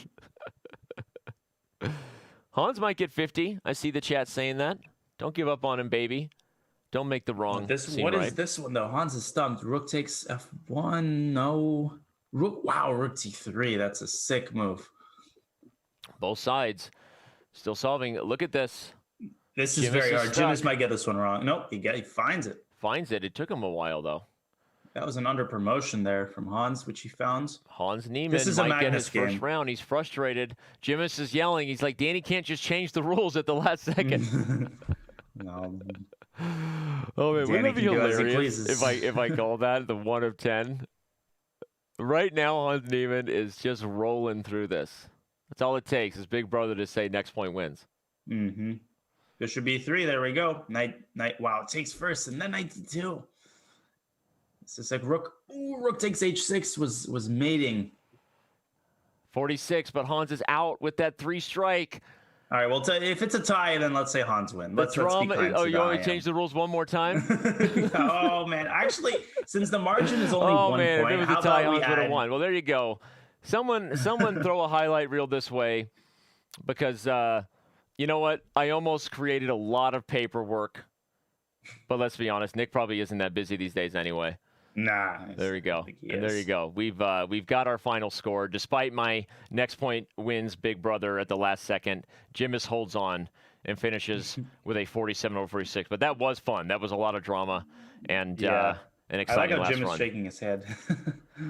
Yeah, Jimis is insane, and we'll see if the insanity continues in our next semifinal, because it's not very far away. In fact, it was supposed to start 7 minutes ago, so let's remind everybody that Ray Robson and Christopher Hugh are eagerly awaiting. John and I will take a very, very quick break. When we return, the Puzzle Battle World Chess Championship continues. Stay tuned. A premium membership at Chess.com will help you improve your game with full access to a powerful set of learning tools. Unlimited tactics let you practice like a master, with more than 50,000 puzzles to challenge you at every level. Our library of interactive chess lessons, created by master coaches, will enhance every aspect of your game. And after each game you play, the computer analysis feature will give you feedback on every move you played, turning every game into a chance to learn. And that's not all. Premium benefits also include unlimited tournaments, video lessons, the Opening Explorer, and much, much more. Upgrade now to take your game to the next level.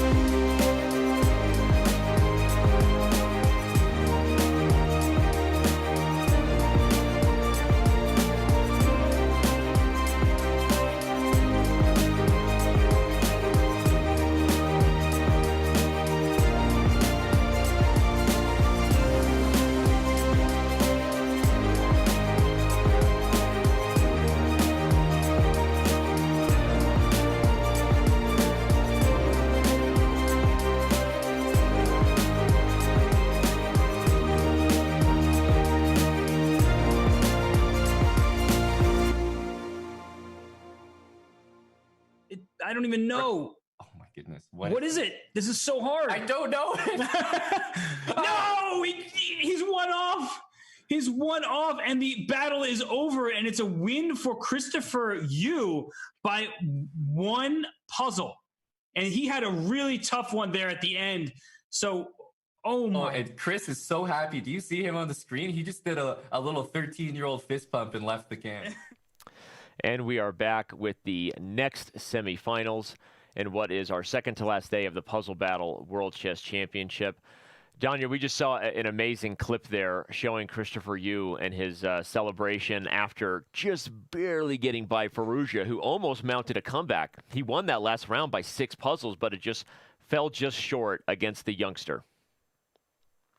That was an incredible video. Whenever I see someone just enjoying chess and enjoying the moment, it's always heartwarming, and that was just so fun to watch. Yeah, he's only 13. Only 13. As you said, I think a lot of people thought of it as an upset in terms of what he was able to pull off against Alireza Firouzja, a 27-20 FIDE player, also only 16. So amazing stuff. And maybe they'll be rivals in years to come. So who knows, a little bit of foreshadowing of the future. But speaking of the future, maybe Christopher Yu has it figured out in terms of what the right way is to keep yourself focused in these puzzle battle championships.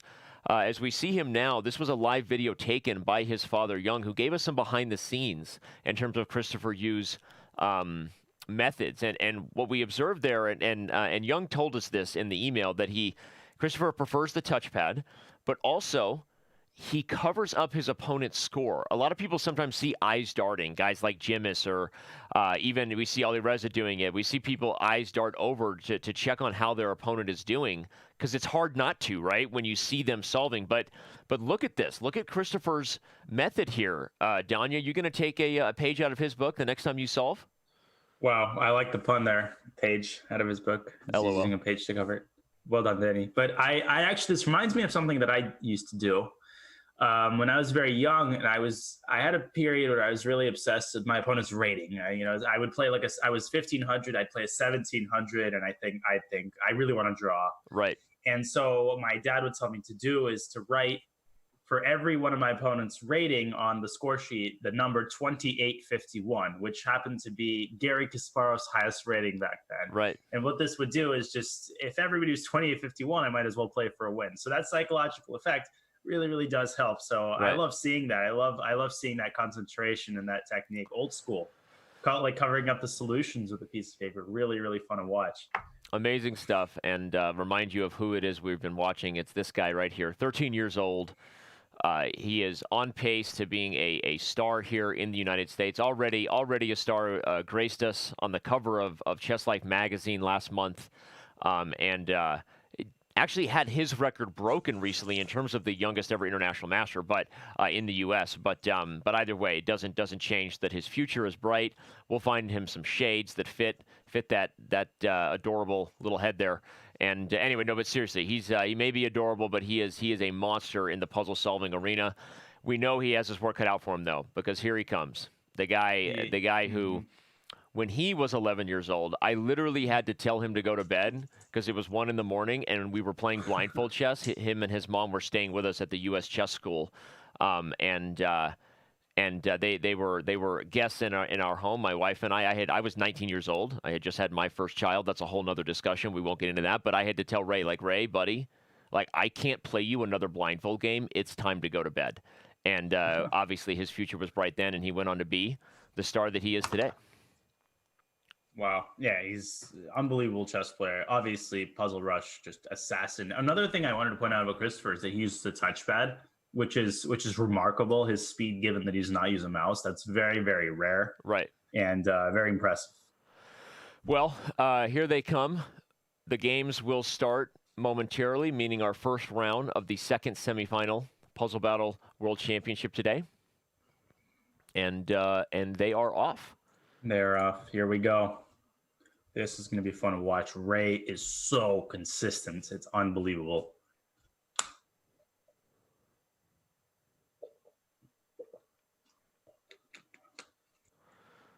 And we see Ray is actually not the fastest. I mean, he's not the fastest in 1 minute, but he's by far the most consistent. He will not get one wrong maybe this entire time until he reaches like the 40s. No, it's true. And talk about a commentator's curse. You might have just given it, right? I know I might have just, that's a serious little you were negative. trying to be honest. You're pushing the juju limits today. Well, I talk about the Naroditsky jinx on my stream. It's when I start praising my opponents and how well they're playing, they tend to blunder.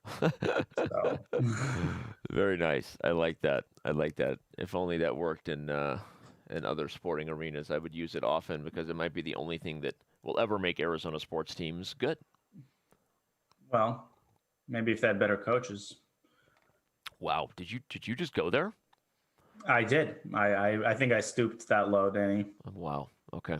Well, for another time, I guess. Anyway, but here we go, everybody. This is our second semifinal.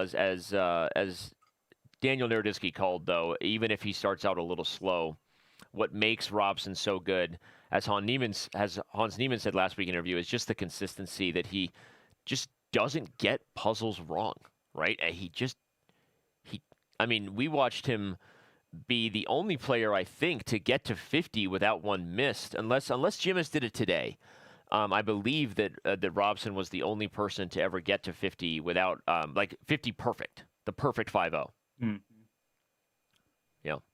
Yeah, I don't think I've ever seen him get one wrong. Definitely not before 40. Again, I'm really trying to jinx him. You're really trying. I've never seen Ray Robson get a puzzle wrong before 40.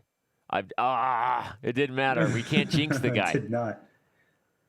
And there's one wrong from Christopher. But he doesn't know what his opponent has right now, which is fantastic. And it's one of the reasons why, for those of you who saw the clip as we came back from a break, is why he genuinely didn't know if he won against Ali Reza because of the trick of hiding his opponent's rating. As Dad would say, he doesn't know whether he wins or not, and that's even more adorable and awesome. Mm-hmm. Crazy. 45 we see. And again, not the fastest, but no wrong. Yep. And that is incredible. He's at 47 and still perfect.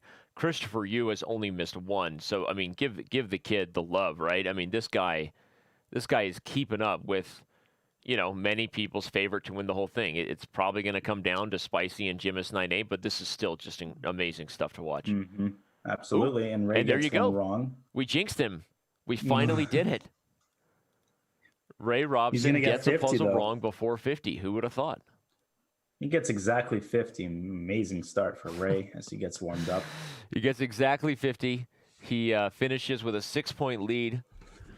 Shout out to all of the subscriptions and the support we've had today. We really appreciate it. Let's remind everybody of where we stand currently in the bracket of our Puzzle Battle World Championship. Jimis 9-8 is how he's known on the leaderboards. His real name, Dimitris Ladopoulos, moves on to the finals. He is the first person there, awaiting for his opponent, which will go down tomorrow, Sunday, at 12:30 p.m. Pacific time. So, all right, we only had a couple missed puzzles here in this run here. First thing I did was pull up Christopher Yu's missed puzzle that happened right here. So, real quick, your first sight tells you that the move is what? Queen c6 seems like the move. That rook on a8 has no retreat because the bishop on f4 is covering the b8 square. The bishop on c8 cannot depart because there's no square to depart to. Bishop on d3 is covering a6 and the queen's covering b7. So black suffers massive material losses. Well said, by the way. Massive material loss. Bishop a6. Thank you. That's like out of some Russian textbook. I feel like that's a very Russian phrase. Right. Bishop b7 fails, as you said. Rook b8 is actually a whole rook, even though it's protected by the knight. Yep. The pony is pinned, as they say. I didn't catch the move that Christopher got wrong. Maybe it was a knight e5. I don't know. Sometimes you see tactics here. You think that's the trick, right? Or bishop b5. Something along those lines for sure. Yeah, or bishop b5, as you said. But either way, Christopher goes down there. The only puzzle that Mr. Robson got wrong, if you look at that 50 score right there, was right here. After the move queen g4, this is so hard. The move here for white. Do you see it?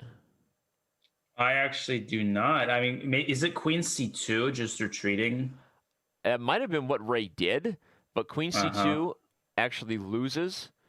Oh no, it's equal after the move. It's probably a draw. Yeah, rook c3, right? And then the queen endgame is not going to be winnable. The winning move here. How is this for a puzzle? Rook to f1. Wow. Eat your heart out. I mean, and if rook b2, it's just rook f2. Rook f2, and the point is the black queen has no checks. Oh, I mean, because I would think queen d1 in this position is unpleasant, but I suppose you can find a way to finagle queen d5 maybe. Wow. I mean, that's so quiet and deadly. I mean, that's crazy. It's not fair. You can say it. That's not fair. It's not fair. It's not fair. All right, I'll say it. You know what is fair? The format. Even if we, in future puzzle battles, reconsider different scoring methods, I think this has been a lot of fun, and we've learned a lot in the process. And overall, the drama is real as we see round by round. Makes each round individually exciting as you focus on whether the player can beat them there. And but overall, the point is the format is fair because it's scored by margin of victory. No player can earn more than 10 points in a match, so that prevents a sort of lopsided runaway round from maybe tipping the scales too far in one direction. But overall, this is the format now presented to you by Dr. Wolf. What happens in sudden death?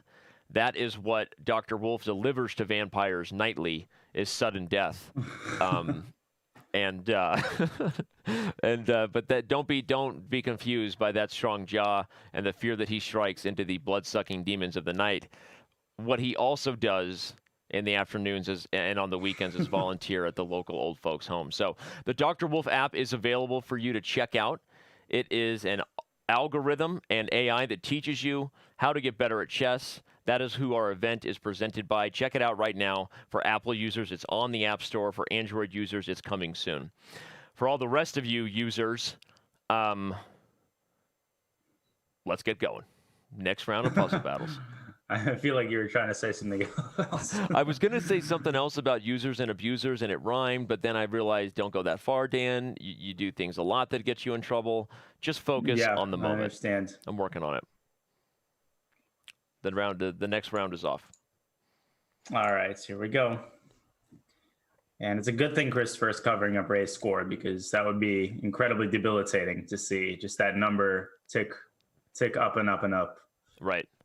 Well, this is super tough, right? And for Christopher, it's a great opportunity. We know how much he loves puzzles, and if I had to predict, just going wrong. Yeah, that was not the best way to start there. But if I had to predict a future Puzzle Battles world champion, I think you're looking at it right there. And now we see even a youngster is capable of tilt a little bit, right? Clearly frustrated with himself after missing those two puzzles there, Danya. What would be your advice as someone who's thrown down in a lot of online blitz, bullet, and puzzle solving to keep your head cool? Well, you have to have kind of, this sounds a little, I don't want to say corny, but it just sounds a little lame maybe, to have a talk with yourself before like one of a tournament like this. And you have to know that unless your name is Ray Robson or Demetrius Ladopoulos, you're probably going to have, a bad run. You're probably going to have, if you're playing blitz or bullet, a bad game. Right. And if you're prepared for it beforehand and you're ready to forgive yourself, then it becomes a little bit easier to take that in stride. Oh, Christopher getting 3 wrong. Definitely a round that he knows. He didn't take the queen and Ray claims a win. Maybe he mouse slipped. I think Ray claimed the win because he's 10 points up. Well, and I think he didn't have any motivation or reason to try to embarrass his opponent, knowing that this was not going to be Christopher's best round. And we got to give, I don't know if you watched earlier, Danya, last week when there was very clearly a disconnection issue for Sam Sevian. He didn't see the puzzle starting, and Ray actually waited for Sam to catch up with him at 21, 22 puzzles apiece, and then he started solving again. So yeah, I saw that. Ray's a real gentleman, just as he shows time and time again. So that's heartwarming for sure. Honestly, it really is, right? I mean, just watching him play, and anyone who knows Ray in person knows he's a sweetheart, and it's not, no lip service or smoke being blown there. But watching him do it on this scale, no interest in rubbing a lopsided victory in a 13-year-old's face, and just classy. You just got to love it. You got to respect it. And Ray claims the win rather than going for a lopsided score. So let's take a quick look at the puzzles that we saw get wrong, because it was actually a very short round given that Ray claimed to win, we're actually, guess what? We're a few minutes ahead of schedule now for the first time ever on Chess TV. Yeah. Look at that. We should have you back more Beautiful. often. Maybe you do bring some good luck, despite what people told me about you. Oh, really? I didn't know people told you I bring fantastic luck. I mean, by definition. All right. So- Let me bring up the puzzles that were solved incorrectly here. So we've got this one with knight takes d5, where I believe it was just a knee-jerk reaction. Christopher took back on d5, whereas taking on d4 wins a piece. So kind of a yeah, tough it was one, puzzling. He took a long time too on this one. I think he was maybe trying to look for something that wasn't there. I'm just not sure. This run in general just haunted him. Right. And this was the first one he got wrong, or no? I think it was the third This one. was the last. actually. Yeah, the first one he got wrong was actually this. Oh, yeah, it was this one right here. Oh man, It was missing just queen d8. It was just a checkmate in one move. What did he do? What else do you do? I think he played queen e5 maybe. He played queen e5. Oh, I understand. Like again, knee-jerk reaction. You look at the rook and Yep. you don't look for something better.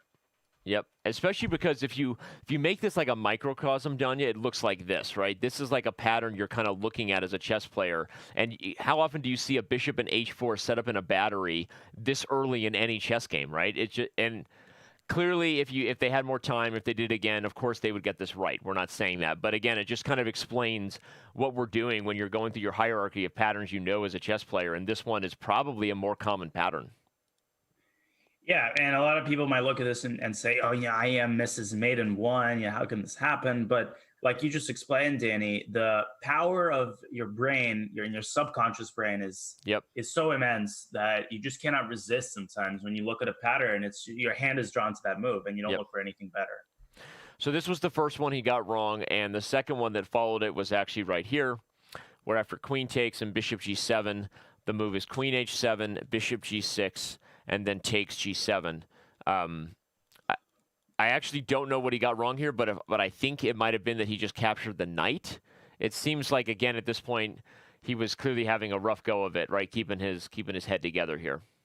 Maybe he tried to give a perpetual, which is sometimes the solution. You have to recognize that there's nothing better, but one or the other thing he did, yeah. By perpetual, Danya's referring to the move queen g6 here instead of bishop g6, just kind of going back and forth, little game of cat and mouse between the queen and king. But again, there was obviously much better with bishop to g6. And note that king f6 doesn't save the bishop either because white has knight e4 check and then finishing the job here. So, okay, well, 3 puzzles missed by Christopher Yu, and unfortunately for him, puts him in a tough spot. Hopefully he can recover. But let's remind everybody of everything that led to where we are now in the semifinals and ultimately the finals, where we will crown a puzzle battle world champion this weekend.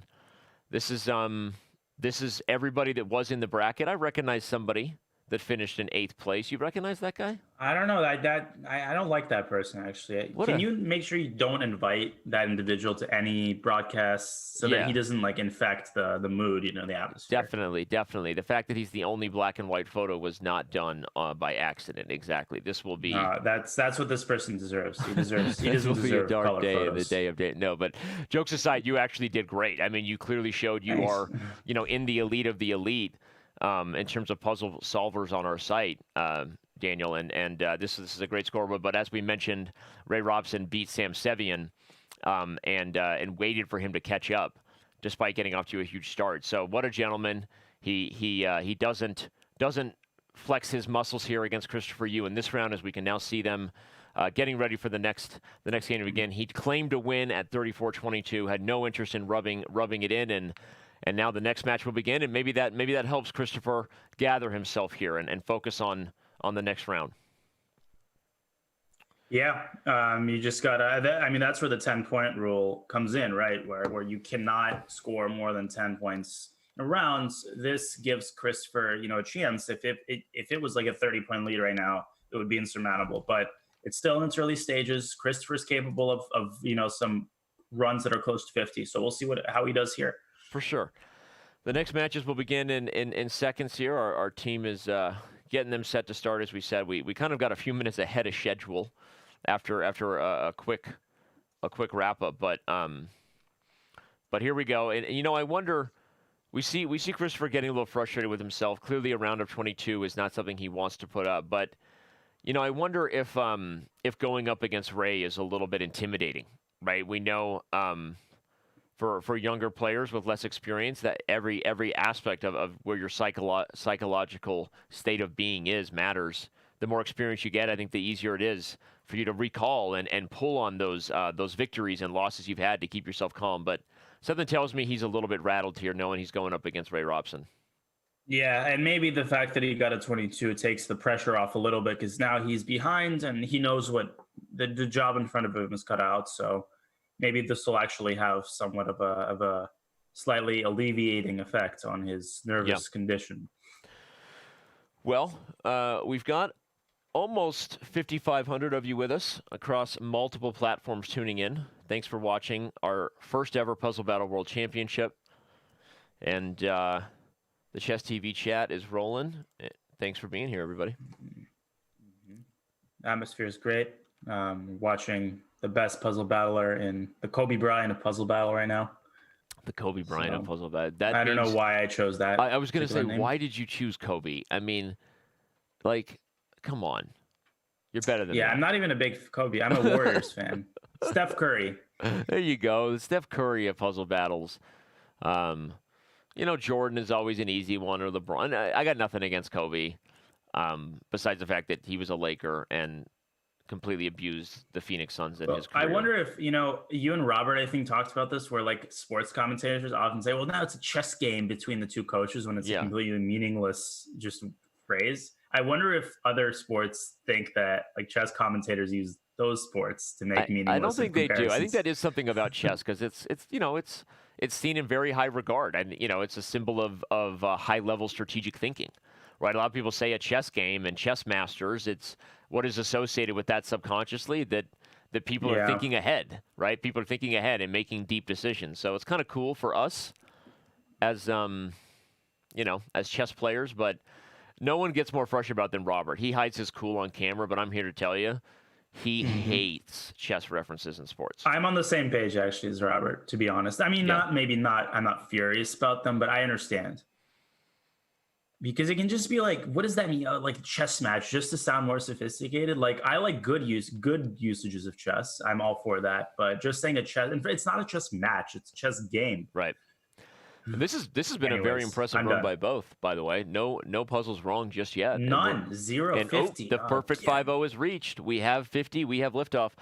By the way, we already have people sharing stories of whether they've met Christopher Yu in person in real life. Chess GM 1001 in the Chess TV chat says, I've seen Christopher in real life. I saw him at the World Youth Chess Championships. That's how you know, right? You're on the up and up. So even if he doesn't win today, people are already talking about when they've seen Christopher Yu in real life before. I remember the first time I saw Daniel Naroditsky in real life. How tall is I? Like 2 feet? I'm pretty sure I beat you at some Blitz event at the Mechanics. Oh, well, you beat me in the World Open, actually, and I was shedding some tears after that game, let me tell you. Were you really? Remember that rook end game we had? I got to be honest, I don't. That's sad. You beat me in this long, like, rook end game with simultaneous promotion. I was so upset. I was like, who's this Danny Rensch? And what business does he have beating me? This is like 2008. I think I was still higher rated than you at the time, young man. I think you were, yeah. You shush your mouth when you're talking to me. No, I'm kidding. I'm old. I'm old and fat and balding. Anyway, but you were really good. I remember the first time I saw you at the Mechanics Blitz event. I also beat you there because you were sitting on 2 phone books. Yeah, remember that? You remember your dad brought the phone books and you sat on phone books. And then I graduated to a cushion, like one of those little step stool kind of cushions. The Naroditsky cushion. People said that your fro was bigger than your head at the time.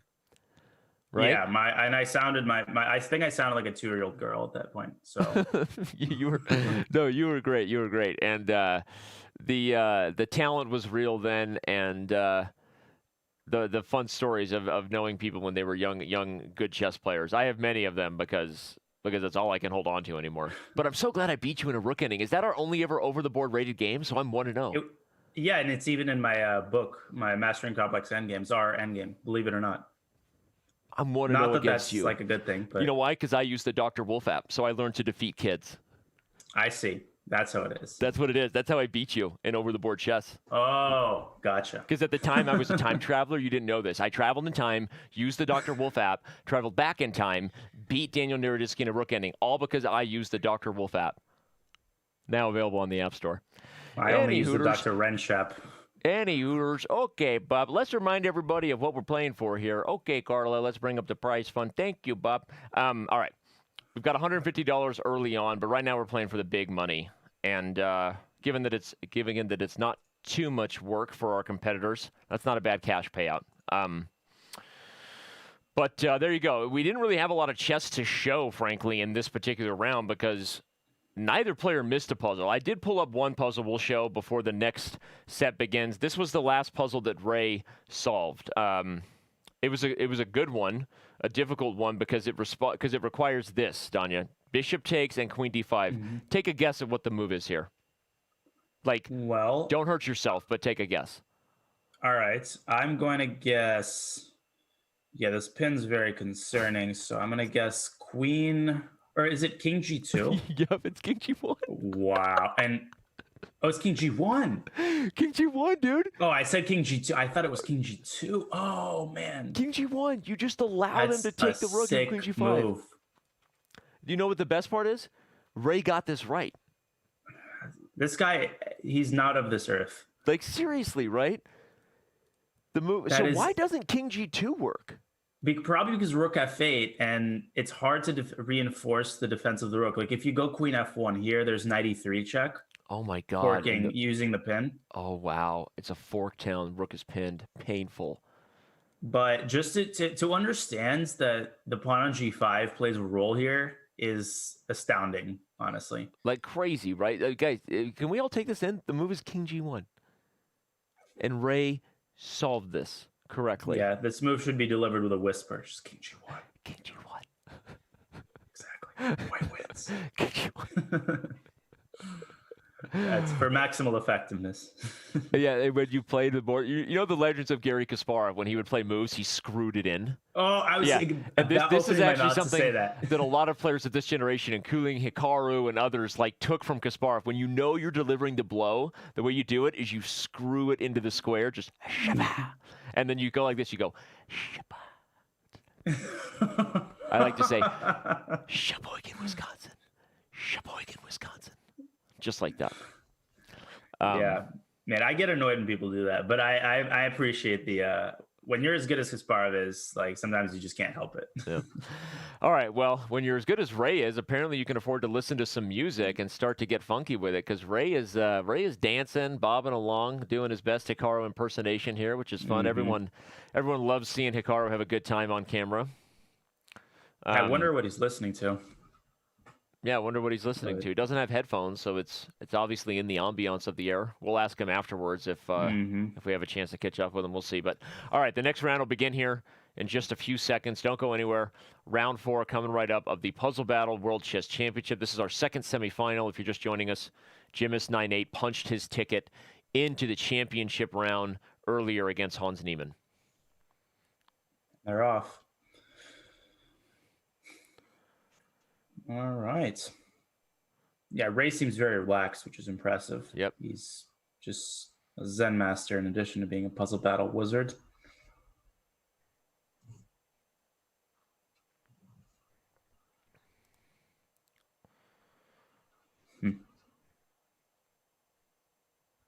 Yeah, Christopher's going to have to take some chances here. But yep, realistically, it's going to be tough.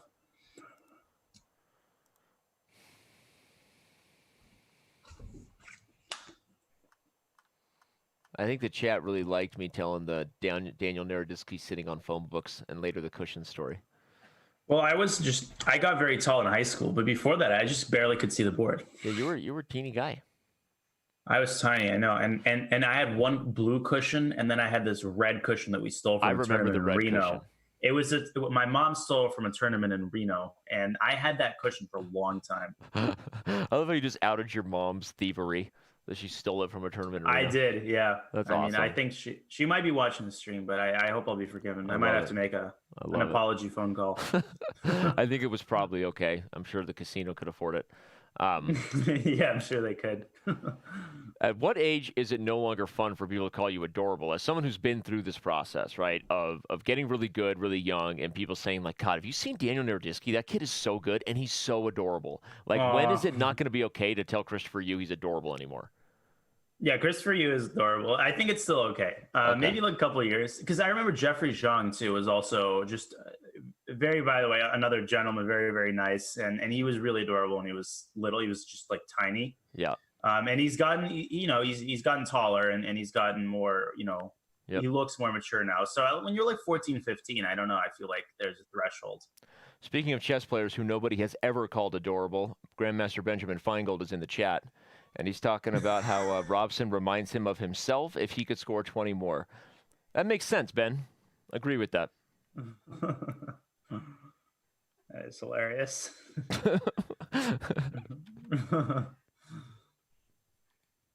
Man, this is some roasted 52 and right there. perfect. Later, the much later sequel to the 40-year-old version starring Steve Carell. 52 and perfect. Adorbs. That's another California word. Oh, he's so adorbs. He's so adorbs.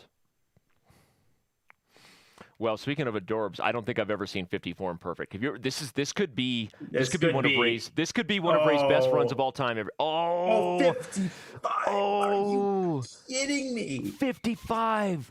That is unreal. That is so unreal. It is. What is the record? Well, apparently people have gotten 60 since we, released what we like to call kind of V2, I guess, version 2 of the Puzzle Rush database and the improvements to our algorithm, along with just a massive dump to make it harder because it's more random. That's a new tournament record confirmed by the team behind the scenes. Thank you so much for the stats and everyone working hard. So officially, 55 is the best score in our first ever Puzzle Battle World Championship. Amazing stuff. And no wrong, which is even more unbelievable. Wrong. Speaking of doing no wrong, watching the Pro Chess League is right, okay? If two wrongs make a right, I don't want to be right when I don't know, ridiculous. Let's just say the Pro Chess League week 1 didn't. You're like, that was an epic fail, Danny. Anyway, the Pro Chess League week 1. Are you playing in the Pro Chess League this year? Aren't you playing? I am. I'm playing for the Unicorns. Yeah, for the Unicorns, even though and you're I'm in playing Charlotte. on Monday. I was going to say that, and I didn't want to speak out of turn given we've talked so much about you being in Charlotte, but you guys are competing in the Western Division, taking on the Chicago Wind this week. But the Chess Bras got out to a good start by winning their first game. We know they have a lot of fans here online, and so good luck to them this season. I don't even know which matchups I'm looking most forward to coming up this week, but okay, I can't wait for everyone to tune in, give the Pro Chess League a follow on social media, and stay tuned as that's going to be the main focus for us over the first quarter of chess events here on Chess.com. So when we come back, the second semifinal of the Puzzle Battle World Chess Championship continues. International Master Danny Rensch, Grandmaster Daniel Naroditsky. Don't go anywhere. We'll be right back.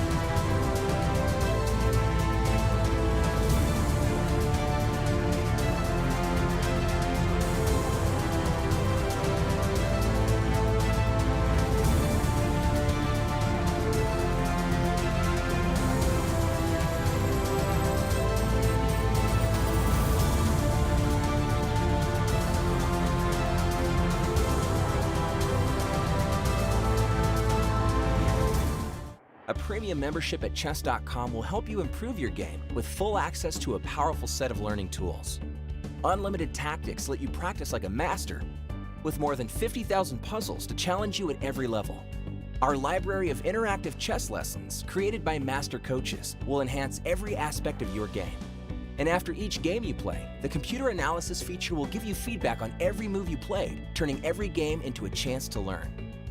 And that's not all. Premium benefits also include unlimited tournaments, video lessons, the Opening Explorer, and much, much more. Upgrade now to take your game to the next level.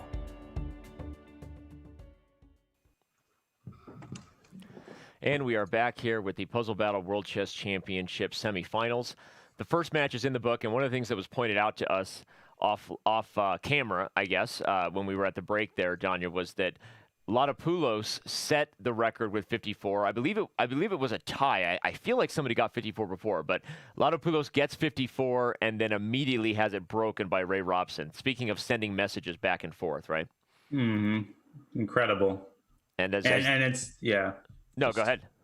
No, I was just gonna say, like, the fact that Ray didn't get any wrong to me is probably equally impressive. It's not like, you know, he took a gamble and it worked. He literally like just shows the understanding and it's the aesthetic beauty of solving 55 without one wrong is remarkable. Exactly. We don't show that on the scoreboard, but if you're just tuning in, Ray Robson got 55 and didn't get a puzzle wrong. Let's remind everybody of how good he looks in blue, too, right? He also looks good in blue, which that's like Saturday Night Fever blue, right? That's not the blue you wear because you're trying to go unnoticed at your grandma's like party, right? That's like, look at me, I'm here, right? Mm-hmm. I love that blue. Love it. That is an elegant color for sure. I love how you're just putting up with my references here. No, I'd like to discuss it for another 30 minutes. Let's put aside the next puzzle battle and discuss his suit for another 15 minutes. Well, it might bring a little bit of a needed break for the youngster here, who's doing awesome, and he should not walk away from anything that happens today hanging his head in any kind of way. Everyone knew what he was up against here. He was a caterpillar. He is spicy. Maybe one day he'll bloom into a butterfly, but Ray Robson is a beast. And speaking of blooming into a butterfly, maybe Christopher, you will one day, in the metaphorical sense of becoming a great chess player. Mm-hmm. That metaphor, that's a great metaphor. That really helps illustrate one's chess development. Oh, man, your ability to put up with my references has you coming in right now into a close second. Robert Hess, watch out.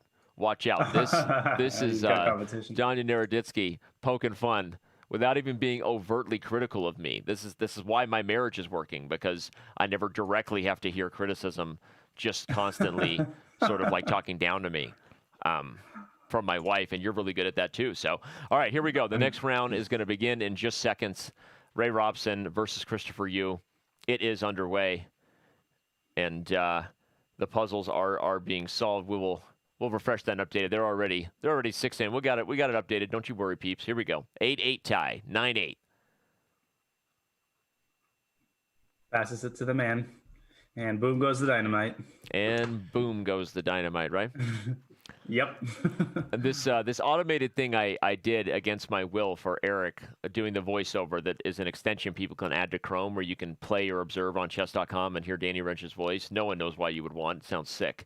But I did try to slip in some awkwardness. Like anytime C4 is mentioned, I say C4, that's dynamite. LOL. Just, there's something. Wait, is that another boom goes the dynamite reference? I think it's in there somewhere. Something silly for the kids. Mm-hmm. For the kids. All right, 26-22. Now, normally Ray not known for his speed. Are we looking at record territory here? Danya, this is Naroditsky pace here. He's on that's 27 in 1 minute, and he's... This is nuts right now. I mean, this is as good of a pace as we... Again, guys, if you're just tuning in, we talk a lot about Ray Robson's consistency. The thing that separates him from the others is really once you hit the 40s, but... I mean, he just put up a 55 and didn't get any puzzles wrong. But this is also a blistering pace right now that he's on. Yeah, he's not slow. I mean, this guy is and Christopher getting one wrong there. So Ray actually has gotten better in recent months at bullet chess, and I think that's paying off as well. He used to be just that was his Achilles heel. I think he would get a couple behind. Now he's gotten faster, competing with the best of them. He's gotten faster, yeah. And he's on 41, 42 now, with 43 with a minute to go. He's solving them faster than I can speak, which is saying something. It's the only thing I do well is talk fast and say nonsense. So look at this dude, 45, dude. He is on. This is a flipping pace right here. This is illegal. This should be illegal. Oh my god, this is crazy. And he just like have we ever seen somebody reach 50 before the 30-second mark? And I don't want to. Oh, right as I say that, he's going to do a tough one. No, Darn but he gets I it. jinxed it. Oh, okay, he's almost though. I mean, he hit 49 with 30 seconds remaining. That's pretty ridiculous. This is epic. This could be the single rush that goes down in history here as the best one of the year. But we'll see. Maybe he's slowing down. Yeah, probably now. Rook G2 here and Bishop F1, but I'm actually not sure. Oh, Bishop F1 immediately. First? You have to allow Bishop 6 and take. It looks like you're getting mated. I mean, how do you do that? I was like, who's mating who in that puzzle? Okay, Ray does get one wrong, and we'll review it because how often do we get a chance to say? He gets another one. Okay, just to say, hey Ray, you missed one, buddy. Again, it's like arguing about whether food needs to be rinsed off before it gets put in the dishwasher with my wife, right? I'm like, yeah, it does. Like, it doesn't. You have to rinse off everything. And she's like, no, they all get clean. And like, she'll find the one dish, right? Or I'll try to find the one dish that is dirty, just to remind her and show her. This is the one puzzle he got wrong, despite an overall very clean dishwasher. That metaphor. That actually was a very good comparison. That worked right there, right? All right. Here we go. What do you got for me? Danya, you're here to solve puzzles, bro. Yeah.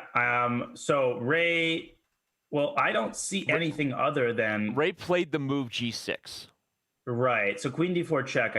I think you have to... Is there anything else? So King G8. Yep. And I guess, is it G6 now? Dude, this is not fair. This is not fair. It's not. We've got stuff being shown on Discord here by my producer on chat. Oh, whoops. Right there. That's all right. That's private messaging. Hello, I am girl from Turkey. And I saw I saw a button that said private call, so I clicked on it.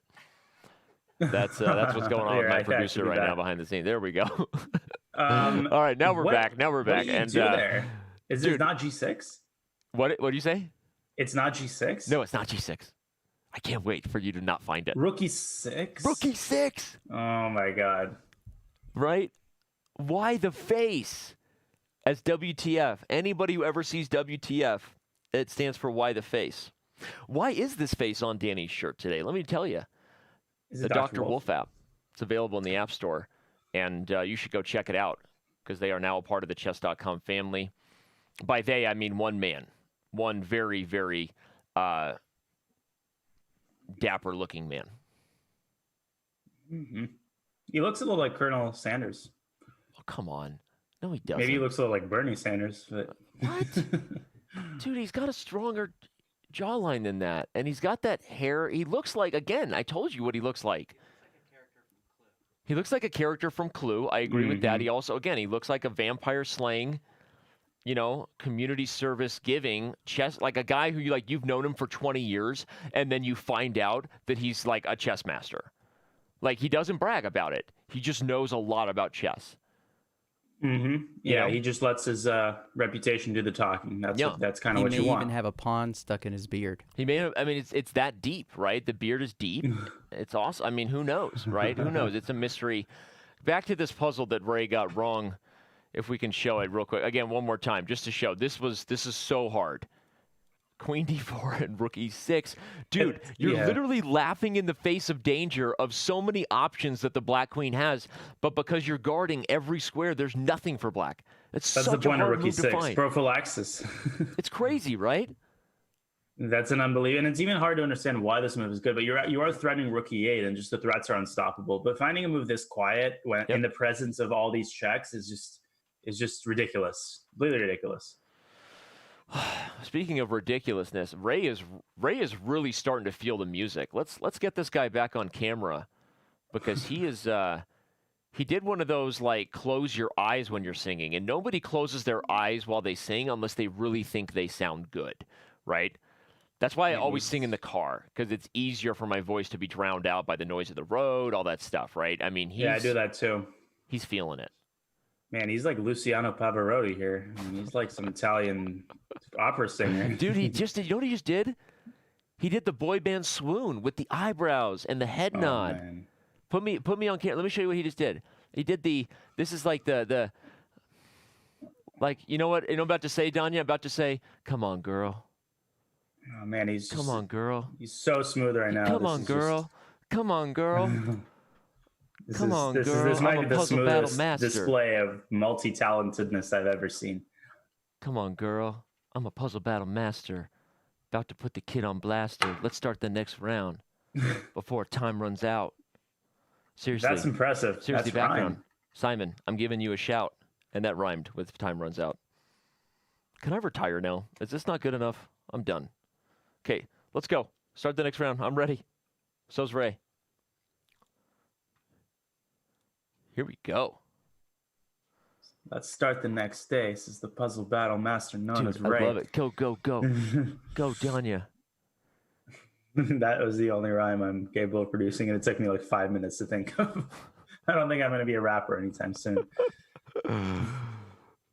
I have this weird ability to think of things while I'm talking, so I can correct myself mid-sentence, which I do all the time when I find out I'm wrong in the middle of trying to pretend that I'm right. Awesome. It's a very, very important skill to pivot mid-sentence. 25 with 2 minutes 26. to go. You know what he's saying? He's saying, Daniel Naroditsky, eat your heart out. You got nothing on me with that speed. Yeah, I got 5 on him, but get it? That was a reference Grab to the your song. 4, I let's got get 5 on keys. it.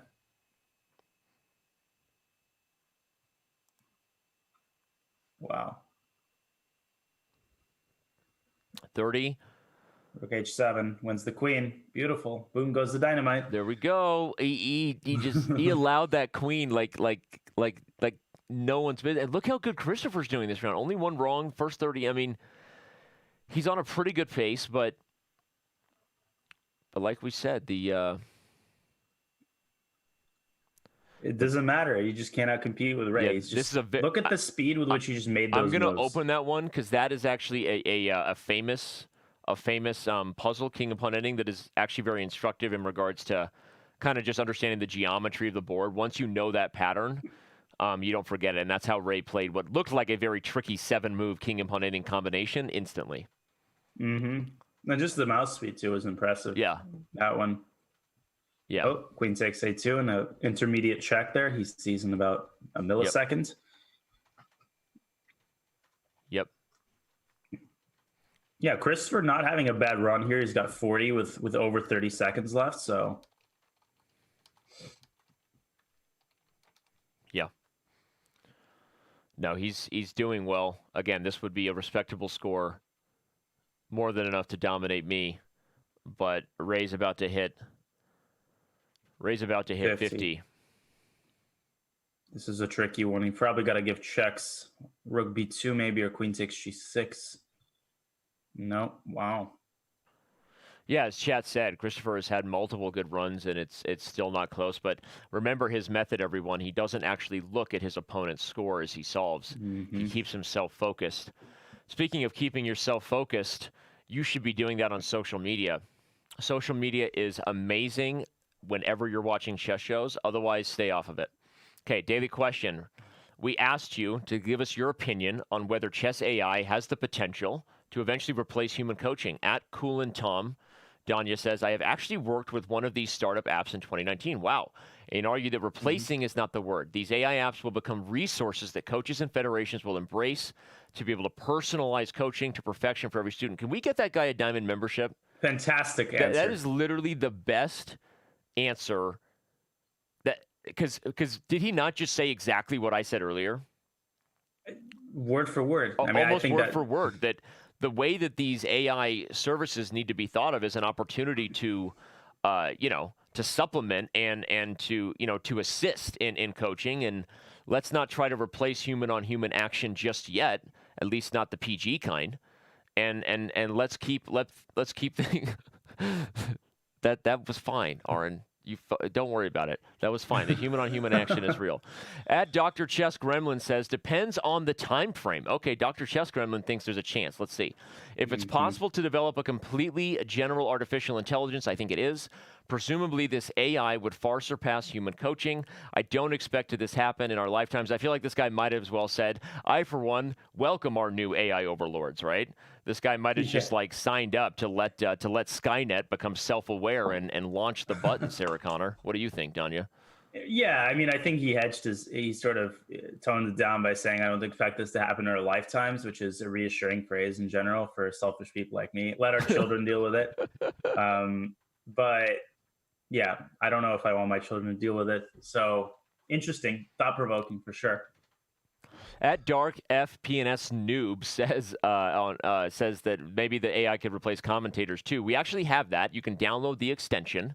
It's a Chrome extension, and you can get commentary for moves and observation on Chess.com. So go ahead and download the Chrome extension. Maybe a moderator or one of our staff members can share a link to the extension in the chat. That'd be appreciated. At CJVK says, "Holy Toledo, I hope so. I hate human beings." He might as well said that. There is so much data in a player's games, and an AI could look for patterns in blitz, OTP, correspondence, in terms of mistakes, tailor lesson plan, and iterate. Run it on Amazon EC3, have a player pay extra for capacity. Okay, I mean, look, Here's the thing. I just feel like you started out with a little too much excitement about the potential of robots replacing humans, and that feels a little worrisome to me in terms of your excitement level about that at CJVK. So you do not get a Diamond membership. But I do appreciate you playing along with the social media game. All right. Yeah, interesting. And pattern recognition. Not everything in coaching, though, is pattern recognition. Sometimes there's a psychological component. So, one person said, I don't think it's happening in our lifetimes if it's happening. I'm already on the hook for 2 Diamond memberships today. Anybody who mentioned Elon Musk with the hashtag puzzle battle at Elon's Twitter and get him involved in this AI discussion. I'm sure he's not doing anything today. And I'm going to owe this Cool and Tom guy a Diamond membership for a great answer. But it's not over yet for you to get involved. I'm a sucker for giving things away. So throw us a tweet. Use the hashtag puzzle battle. Get involved in the action. Danya, we got about 60 seconds until the next round gets underway. So tell us what Ray Robson missed here in the second puzzle he got wrong, the back-to-back one. Well, let's see. There's tension going on around the bishop on d6. My guess would be, is it b takes a5, trying to open stuff up? That's what he Ray played. did. Oh, there's b5. Oh, intermezzo, and then the rook on e3 hangs. Word. And that's actually what Ray did. So maybe you have to take on d6 first, and then go b takes a5. Wow, you should do. With the idea of playing queen d4 with a fork. You should do commentary. You saying I should do commentary? Yeah. Maybe it'll help you afford your electric bill, so you can turn on the lights behind you. Oh, I see. I have a great idea. I think I'm gonna go turn on the lights behind me. Hey, why don't you do that, buddy? I'm gonna wait for a second. Go ahead. Yeah, why don't you wait for me, Dan? That's right. Go turn on the lights. Go ahead. We'll wait for you. No one's got anything to do. We're not on a very tight schedule running a Chess TV show. The run of show is not going to be impacted by this at all. Okay. Thank you, buddy. There we go. Welcome back to the light. Now you get to see my beautiful doors. Can we get the party going? Next round shall begin now.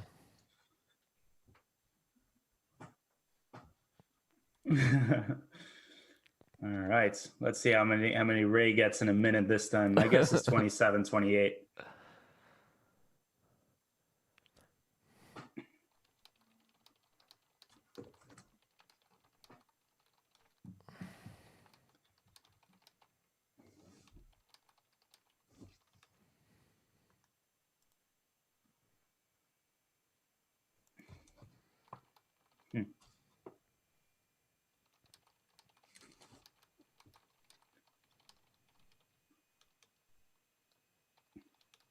Going neck and neck so far, but Ray breaks away after 20. Yep. So, but still going neck and neck. So well done by Christopher. That was pretty funny. Our behind the scenes was like, wait, did audio just get cut? But you and I were just enjoying a nice awkward moment of silence.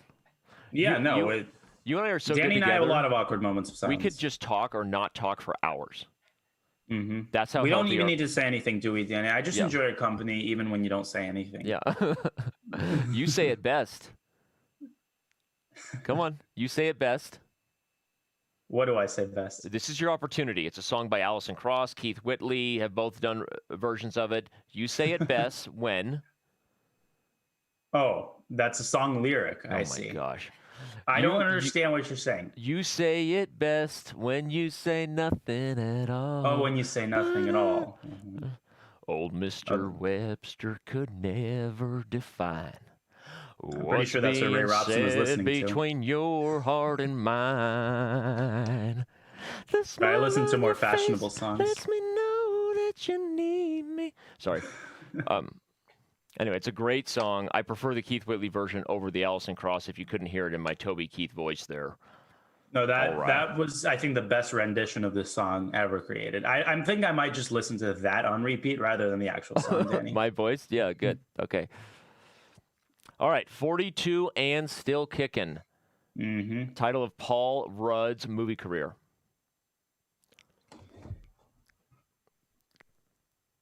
All right. Wow, we saw that one earlier, actually. And this one, Queen on H3. Yeah, Han the Queen on solved that H2 one. We saw that one. That's actually, it's a rather impressive puzzle, if I don't say so myself. I shall open it for review. Okay, this one's very tricky. Oh, Rook G8. Dang. Oh, my sick. God, what a subtle move. How does he see How that? does And he like, know? I mean, I can't even process these positions that quickly. He's just out of control. He's on 50 yet again. Knight C3, I think. For the Yeah. record, the only round that Ray has not gotten 50 was the Mercy round, where he claimed the win rather than rubbing his pace in Christopher Yu's face. Oh, beautiful rhyme. 52, unbelievable. 52, unbelievable, with a missed puzzle. I've pulled up, speaking of missed puzzles, the one puzzle that Ray got wrong. We'll show that one first before we show the other two. Super impressive puzzles that came along the way with my new co-host and pop singer alongside me here. But all right, show us the one that he got wrong here, because after the move, Knight F6. It's actually, there's this idea of stalemating with Rook D4. I'm pretty sure that's why he rejected it. Yep. But I guess, after Rook D4, White has King B3. Which is crazy. Insane. And if Rook B4, then King takes B4, and that opens up the square for Black's King on B2. The Rook is blocked from the B2 square. So again, everybody, in this position, the current status of the king on A1 is that he's stalemated. That's the point. And so, as Don, you're pointing out, we have a renegade rook idea, which you should always be aware of, right? King C5 would allow something like Rook C4, and now it's a draw because you're either taking the knight or getting stalemated if you're black.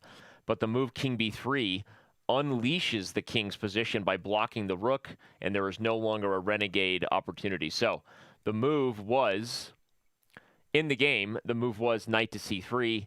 And after Rook D4, as we said, White would have been able to solve the position and win. Look at the finish, dude. Oh, my God. It goes on. It goes on, dude. Rook to B8 and then Knight B5. Like, what? Why is this even winning? Oh, because Black is in Zugzwang. And What? wait, if Rook A8 now, then you go around to the other side, like Rook H5. Yeah, and you win over and here. And the Knight acts as a sort of umbrella So wait, figure. what if the Rook stays here? How is this winning? Because you can't move the knight I trade. If you check and I move, now your knight is pinned, so there's no checks. Oh, then I play King C7, or King C2, sorry.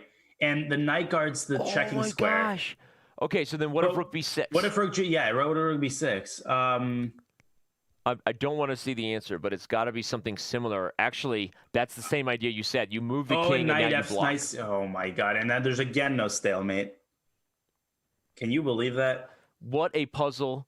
This is the kind of puzzle it takes to nick at the shield of Captain America, known as Grandmaster Ray Robson. Just crazy, right? I mean, if you look at that round, everybody, he just put up another 52. Again, if you're just joining us, he has gotten 50 all day. The only round he didn't get 50 was a round where he won early because his young opponent struggled, and he did one of the classiest things you'll ever do.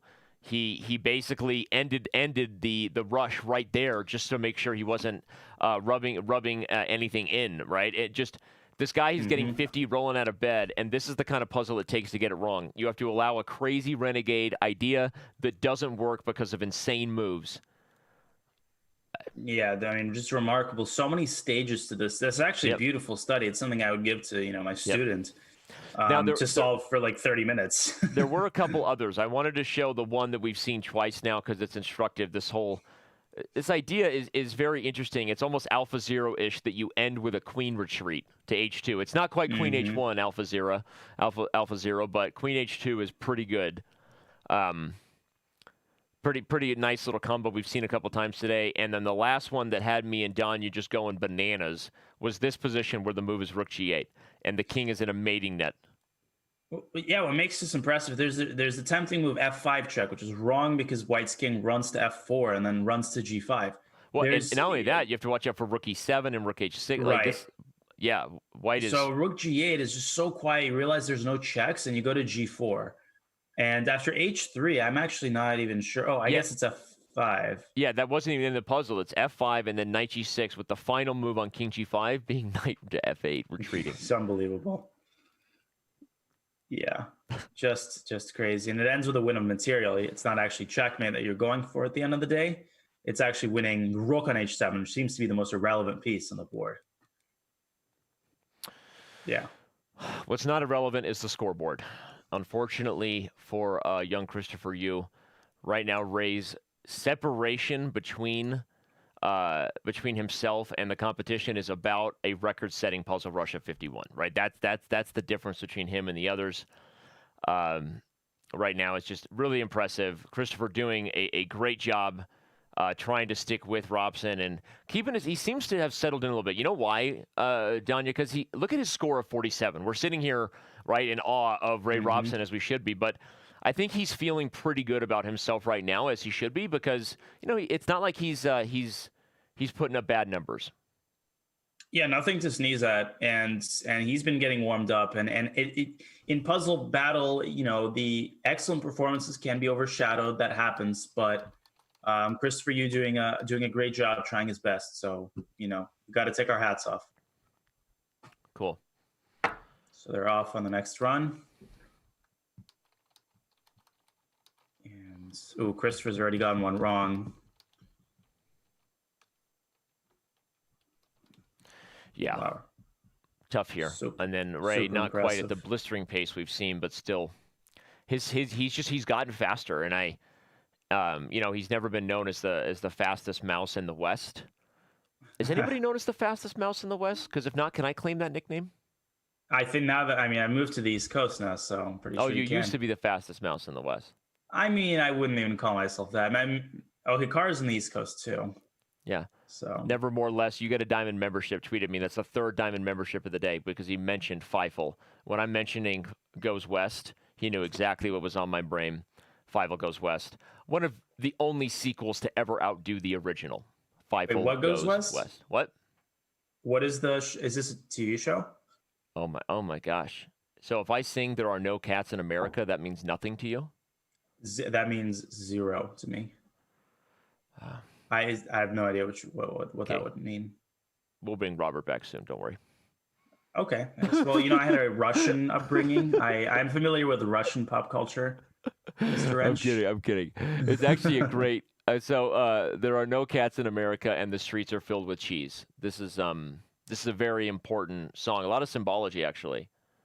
Ooh. Yeah. I like symbology. It's actually a cartoon based on World War II times.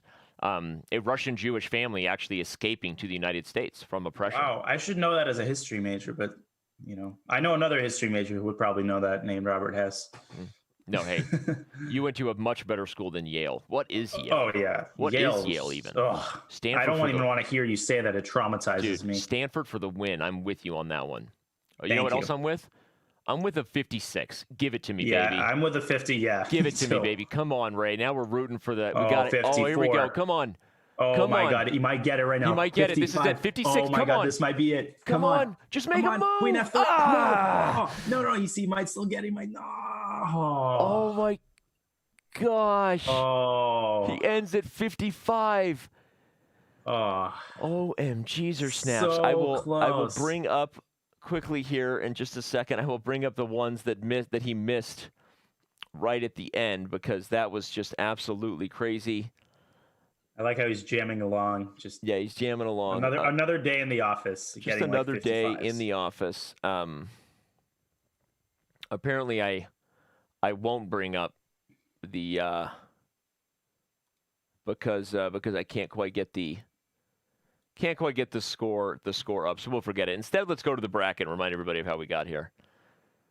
There we go. Sorry, I messed up something here on my own side, and what we've got is Ray Robson currently on pace with a 61-point difference between him and the young Christopher Yu, 13 years old, out of the Bay Area, putting up quite the amazing performance, but unfortunately he went up against a butterfly who is mild.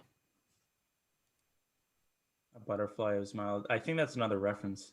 Well, it was the opposite of spicy caterpillar, and sometimes I run out of... Oh, that's what I thought. I actually understood one of your references. That is a milestone I think we need to commemorate. I couldn't see you on camera. The rest of the show couldn't see you on camera, so... Oh. They couldn't see the elation in your face when you finally passed one of my ridiculous pop culture traps. But okay, this is again, this has been quite the day here for Ray Robson. He has put up 2 scores of 55, really setting the tone for what will be a thrilling Puzzle Battle Championship final tomorrow when Ray Robson takes on Demetrius Ladopoulos. That is Spicy Caterpillar versus Jimis 9-8. So we're going to take a very, very short break. When we return, the final 2 rounds of the last Puzzle Battle World Chess Championship semifinal when we return.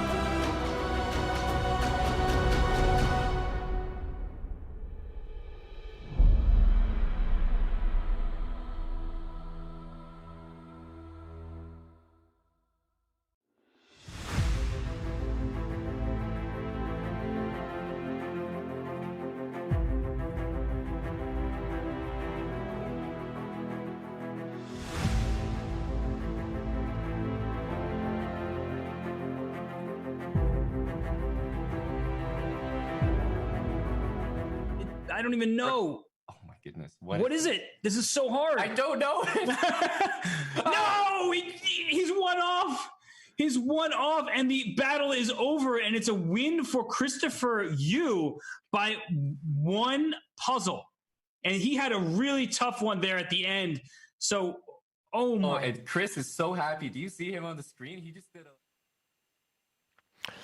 How many times as a kid did you jump on your bed after achieving a victory in a chess tournament? Many times? Many, really? many. I actually did do that. Okay, many is an exaggeration. When I won a tournament in Reno one time in 2004, I remember jumping on the bed. That actually was something I did. Really? But I don't remember jumping in the bed when I won a puzzle battle. But you have given a really excited fist pump. There's a clip of you beating Ray Robson in a battle where you went nuts, right? Man, Ray Robson is into the boy band swoon. I love it. I remember that one. Yeah, beating Ray is just an occasion for cracking open the champagne, and I think we all see that right now. Yeah. Ray is feeling the old girl. He could have been. I mean, if I had to vote on a boy band that Ray gets in, maybe that'll be my 4th diamond membership of the day. Photoshop Ray Robson's face into any of your favorite boy bands. If I had to guess, 98 Degrees is maybe a place for Ray Robson. Obviously, the Backstreet Boys and NSYNC are the big winners, but throw me a Ray Robson sing and swoon in a boy band Photoshop, and you get yourself a diamond membership. So. Let's roll right in here. Both these guys already got themselves diamond memberships, which is why they get to solve unlimited puzzle battles on Chess.com. So you can go premium today, get yourself some puzzle battles going on, right? Do what the cool kids do, and solve practice puzzles. It's got instructive value too. You're improving your tactics. You're having a lot of fun. You don't want to just limit yourself to like 3 a day. And the next battle is underway here. We will show it to you shortly. There we go. 12-13. Look at that. Mr. U ahead of the game. He's going very fast here, the first 20, 25. Very impressive. 97. There we go. Come on, Christopher. Let's get one round. Keeps a 1-point lead. Wow. Come on, dude. Stay with it. Christopher. B-E-A-G-G-R-E-S-S-I-V-E. Yo, B. Aggressive. B aggressive. Hey, B-E-A-G-G-R-E-S-S-I-V-E. I can't spell, but I remember cheerleaders singing it, and that taught me how to spell aggressive. How about it's fun to stay at the Y-O-O. It's fun to stay at the Y-O-O. If you do it, if you do the Y-O-O on camera, right? It's fun to say. It's fun at to the solve. U. Okay, that doesn't exactly roll off. You know what? We're going to give it to you, though. You know what? I think I'm going to hang up and go join the nearest band. I think I've earned that particular right.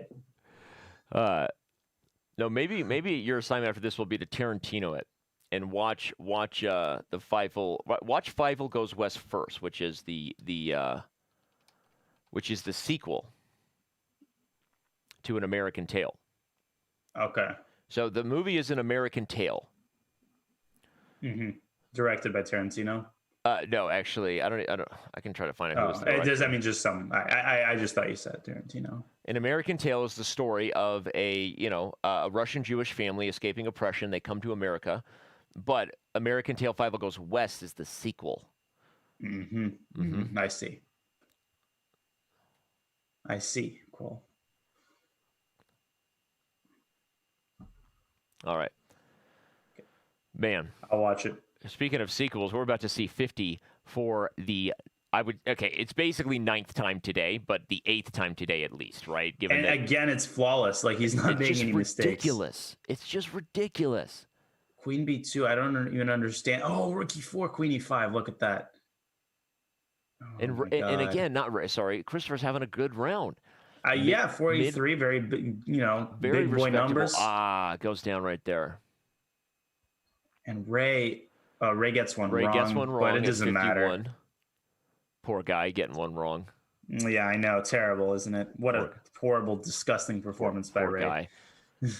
We'll show the one puzzle that Ray got wrong because, like we said, it can be tough to get puzzles wrong when you're Ray Robson. Not something that happens every day. This one here. What was the answer? I'm looking at it now. Yeah, this is a study. This looks like a study. It's one of those geometry. Speaking of which, I'm definitely going to be something I forgot to show. Go ahead. Is it G6 trying to promote, and then after H takes G6? Is it H7, Queen takes H7, Bishop takes G6, or no? No, you're right. Queen G8. And we have to. I'm pretty sure Ray actually got to this point, by the way. Of course he did. Because I remember watching it. I'm pretty sure he got to this point, and then I think he played like knight takes E5 or something in panic. I'm actually struggling to solve this one. Because they almost look like they're the same ideas, but no, knight e5 is wrong. The move has to be knight d6 check. Knight d6. It covers more squares, like the b5 square. Right. So the point, everybody, here is the king has to go to d4 because going to d5 or b3 allows bishop f7, forking the king and queen. So the only move is king d4. Then you play knight f5 check. And now, again, if the king touches d5, we have a fork. If the king goes to any of these diagonals, we have a discovered check, winning. So the only move is to go back to c4, and the final climax. Go ahead, Danya. Bishop f7 Bishop check. f7. Drawing the queen into a forking pattern. Very, very nice coup de grace. And white, of course, easily wins the ensuing We like to call endgame. that puzzle forking awesome because that's exactly what it was. It is forking awesome. Look at it again. Takes g6. Again, you're going to get a new lady unless the pawn is captured. Now h7 comes in, and then again the pattern is based on kind of recognizing the awkward geometry of the queen and king, the potential for the knight and bishop to fork, and that allows you to kind of follow through on your wildest dreams here, and eventually. Again, by the way, after bishop f7, the point is the queen has to take because it's check. There's no other It's a moves. fork. Mm-hmm. And that finishes the job. It reminds me of some other puzzles with similar kind of knight and bishop sort of outmaneuver the queen and king with the geometry of the board. Right. But speaking of geometry, I wanted to show that king and pawn ending. I guess I lost it in the analysis here. But you know what I know? What do you know? You know what I know? I know how to set up that position. Let me see. I'm going to keep it here. I'm going to clear the board if I know how. Maybe I can't. Maybe I can. I want to clear the board so that I can reset. If I reset the board and then clear it, all right. I want to set up the king and pawn ending position. I'm gonna do it. I'm gonna do it. You know why? Because I promised a king and pawn ending lecture, and we're gonna show it right here. Oh, this one, right, where you have to walk the king. Right. And the point is, so I think the king was here to start, but the point is with white to play, the idea, everyone, this is when we saw Ray just play so quickly, and Don and I were super impressed. Once you know these king and pawn endings, you can see this pattern very quickly. The idea is, and the fail is, if you just bring your king over in a straight up fashion, eventually what happens is this. It looks like the black king is going away from the destination, but he's not, because you are shouldering and chasing the king so that you can eventually trap him on the edge of the board, and this is a forced draw with stalemate. So again, just to show the idea there, the point is that if you go with the wrong route by the white king, you will actually allow black to shoulder you around. And so the idea is you have to bring the king forward so that you actually block the king with opposition and only then make progress. Like this. And Very the black nice, king very elegant theme. The black is one square too short. Wow. There you go. Well, that's your king and pawn ending lecture for the day, using the geometry of the board to shoulder the enemy king while you also try to win a pawn and ultimately queen. So we have the last round beginning right now. This is round 10 of the semifinal. Yep. We will have an interview with Ray Robson when this semifinal wraps up. So if you're just tuning in, you have not missed maybe the most exciting part of the day. We're going to get to hear from one of our finalists himself, Ray Robson, right after this last round is over, which is starting Naroditsky.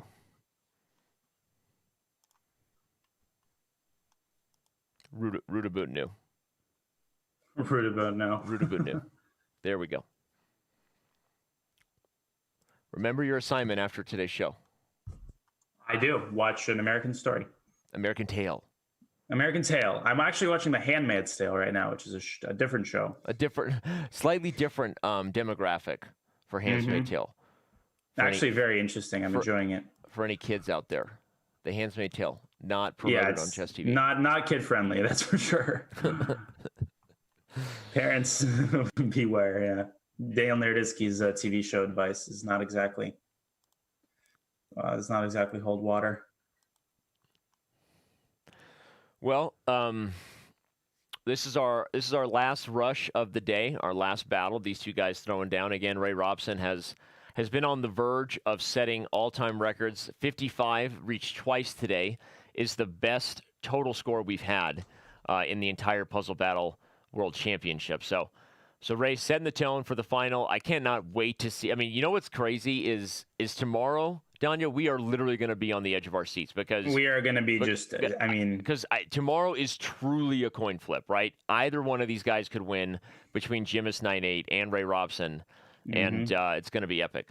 They're good. They're going to be going back and forth. There's absolutely no doubt about that. There's going to be 50s scored on both ends in the same run. I mean, that's just scintillating, and you're not going to want to miss it. I mean, I don't just say that to say it, but people are going to want to watch that. It's going to be like a display of mastery we haven't seen before. Yep, I can't wait. It will be tomorrow at 12:30. Ray Robson versus Jimis Ladopoulos.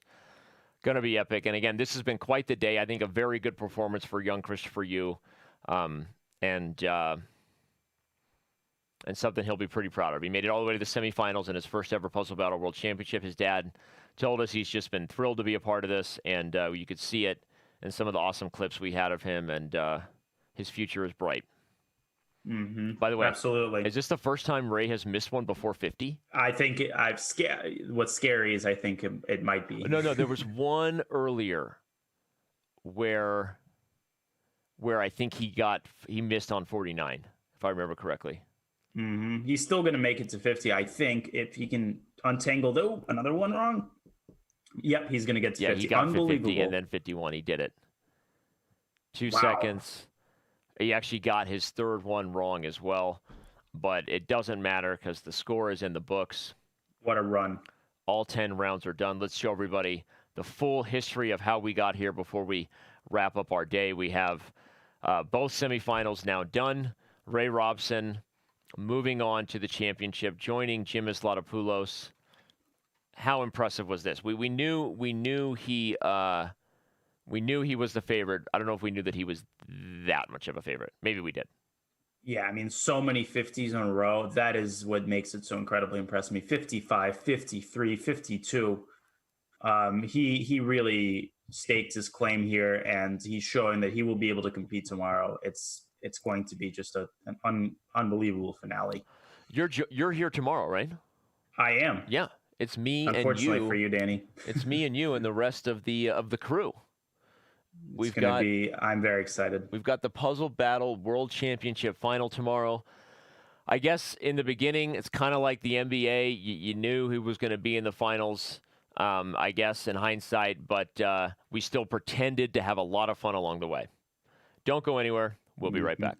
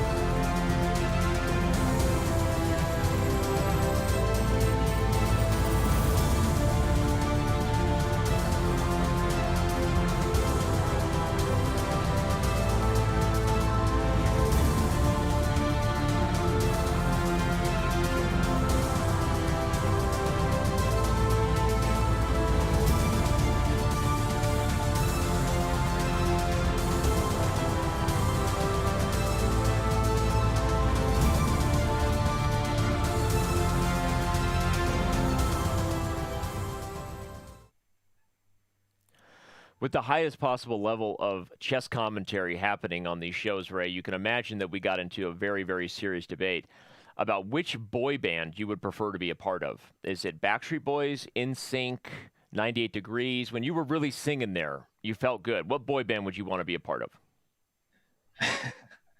I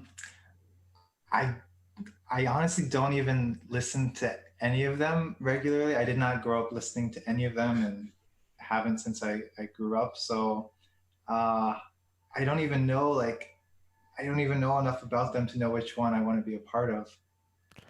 Well, I guess I should create my own. I think NSYNC, if I may just say. I think NSYNC is the best. Give us your boy band swoon. You were singing and you were like, your eyes were like closed and you were like, we imagine you were saying like, come on, girl, I'm solving puzzles. Come on. What music were you listening to? No, I was just listening to a playlist I created. Actually, it's the same one I use on my stream. Yeah, just some music. Got it.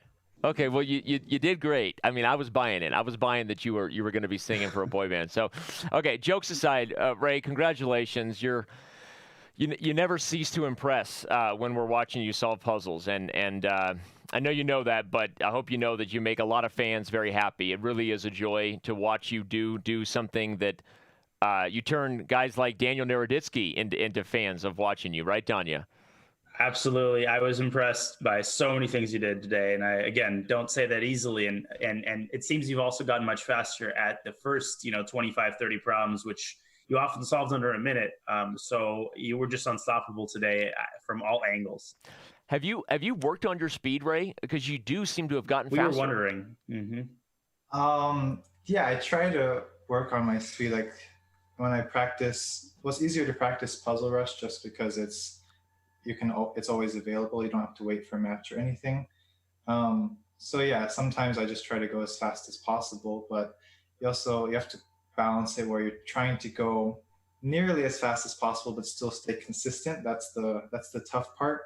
Yeah, I didn't actually feel like I was going extremely fast. I'm sure I can go faster if I really push myself, but I was able to stay consistent, which was the key, I guess. And usually I am slower if I haven't warmed up, so I tried to get warmed up for a while before the match today. While we're on the subject of time, comparing solving puzzles to over-the-board chess, and knowing you as well as I do, and as many chess players do, you've been somebody who's had a reputation of time pressure, right? Ever since you were young, you've been a little bit of a perfectionist in terms of your approach to the game, right? I remember your old coach Kaidanov talking to you about not getting yourself in so much time pressure. Is it something? Is the mindset you've had as a chess player to try to solve things as precisely as you do something that has helped you be better at puzzles? And what are your thoughts on time management as it compares to solving puzzles versus over-the-board chess? I think the mindset that I took into over-the-board games of trying to spend time to find the best continuation, I think that's how I approached Puzzle Rush or Puzzle Battle, mostly the same way, where I was, not necessarily just sacrificing puzzles to try to go as quickly as possible. So I did that for a long time, and I think just that practice where I was able to stay consistent and consistently get at least high enough scores, I built up a lot of practice that way, and also got used to a lot of the patterns. Obviously, also saw a lot of the same puzzles over and over. So now I've adjusted a bit maybe, but I think that practice in the beginning, where I used to always try to be very consistent, has actually helped me at this stage. Does time management in puzzle battles, going a little fast at the beginning, do you apply any of that to over the board? And is time pressure an issue that you feel like you have? Maybe you don't feel like you have an issue with time pressure at this stage in your career. And again, we see the private room that I Am Girl from Turkey will join here pretty soon on Discord. Anyway, sorry. Go ahead. Go ahead, Ray. I wouldn't say it's gone completely. It really depends. I still get into time pressure more than other people, but I also get into pressure less often than myself from the past. And yeah, I think like when it comes down, like when I'm playing Jimis or in the final, I'm not going to be able to try to be a perfectionist. Like sometimes, because he's just going to be going so fast, and even if he gets one or two wrong, he's going to know most of them. He's just going to keep going. So if I get one that I don't know and it's a close match, I'm probably going to have to sacrifice some or just do educated guesses instead of spending like 10 seconds trying to solve correctly. Go ahead, Danya. I feel like you were about to ask a question. I just had one quick question. So in preparation for tomorrow's final, are you going to be doing more practice, or are you just going to put everything aside and focus on getting enough sleep? What are some of the things you're going to do to make sure you're sharp tomorrow? Yeah, sleep will be very important. I'll try to be well rested. I think I will practice. As I said, it takes me a while to get warmed up. Like my mouse speed is not usually there for a while, but if I start like doing Puzzle Rush and I start consistently getting mid 50s, that's when I start to feel better about my speed. So I'll try to get something like that before I start against Jimis. Like today, I was doing really badly in Rush. I was not feeling great, but I got a 57 right before we started the match, so that helped me be more confident going to the match. Well, speaking of mid 50s, you hit 55 twice today. Were you aware that that's the best score that anybody's gotten in the competition? Yeah, I've been following the whole thing. I was watching the match. That was the right answer. So thank you. Go ahead. Yeah. So I saw Jimis had, I think, 54 at least once. Yeah. Yeah, I think one of the 55s, I even had a chance to do a little bit better. But yeah, I've seen Jimis. I've seen him. He had a match against Kasper Chopin, and one battle he won 57-56. Wow. And my highest score ever has been 50. And Kasper, I played Kasper as well, and he got 59 against me once. So. Well, speaking of Jimis and your match tomorrow, is this the first one that maybe has you a little nervous? I mean, to be totally honest, while there has been some crazy exciting moments, and I don't think it's totally fair to say there haven't been. I mean, there have been earlier in the event. We definitely had some that could have gone either way. Obviously, Sam Sevian eliminated my commentary partner here today by one solved puzzle, right? And there have been some great ones, but overall, you and Jimis have been the clear favorites. Tomorrow, do you got any nerves, any butterflies going on? Yeah, no, for sure. Like from the start of the event, I think both me and Jimis, probably a lot of fans too, were kind of expecting and hoping this would be the final. And yeah, I mean, there is some uncertainty because I know how good he is, and I know that I mean, he can post like 54, 55s relatively often if he's really on. Yeah. So that's really tough to deal with, and obviously he's probably a bit faster with me in the mouse speed department, and he just knows so many puzzles. So I think I just have to try to be as calm as possible. I think if I perform like today, I'll probably be fine. If I could perform a little bit better, that would be great, obviously. But I know it's not completely in my control, but I just have to do what I can and keep posting high scores, put the pressure on him to really have to elevate, because if he makes a couple bad runs, then he knows I'm going to punish him.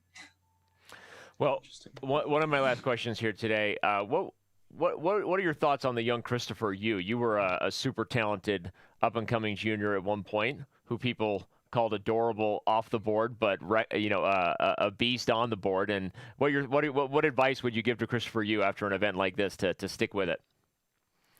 Yeah, well, Chris is a really good player. No, he's really good over the board, regular chess player. I think, if he keeps doing what he's been doing, I assume that he'll keep improving, because so far that's what's happened.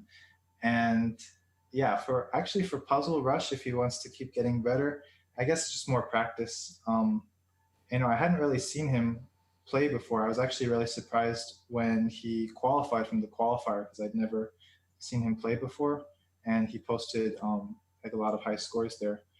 and obviously went even further and he beat Ali Reza. So as far as I know, he hasn't played so much, but he's obviously very good in a limited amount of time. Well, there you go. One puzzle champion to another advice. I don't really have any other questions. This has been a great interview, Ray. You're a true class act. A lot of people really appreciate it when you kind of claim the win, and after Christopher didn't have his best run there, when the score you got 34-22. Even with that low score, you both posted your best average of any battle yet so far today. You want to know what that was? Sure. You actually averaged a 52 exactly. That was your average overall. That's it? I'm just kidding. And Christopher averaged a 43.6. Did I average 52 with the 34? Yeah. Amazingly, yes. Oh, okay. Even with the 34. That's what I was saying. And Christopher's best average also included his low score of 22. So pretty impressive today by both you guys. I wish you the best of luck tomorrow. I can't wait. I know I speak for my co-host here as well. And enjoy your evening, and we'll see you tomorrow. Congrats, Ray. Good luck tomorrow. See you, man. Thank you. And on that note, those are the scores right there. Your final thoughts on how this went down, Danya? Just, we were treated to such impressive displays today. Of course, first by Jimis Ladopoulos, and then, of course, Ray really stole the show for me, and he really stole the viewers' hearts. So everything is set up for an absolutely scintillating finale tomorrow. I cannot wait, and I think it's going to be a very worthy finish to what's been an amazing tournament.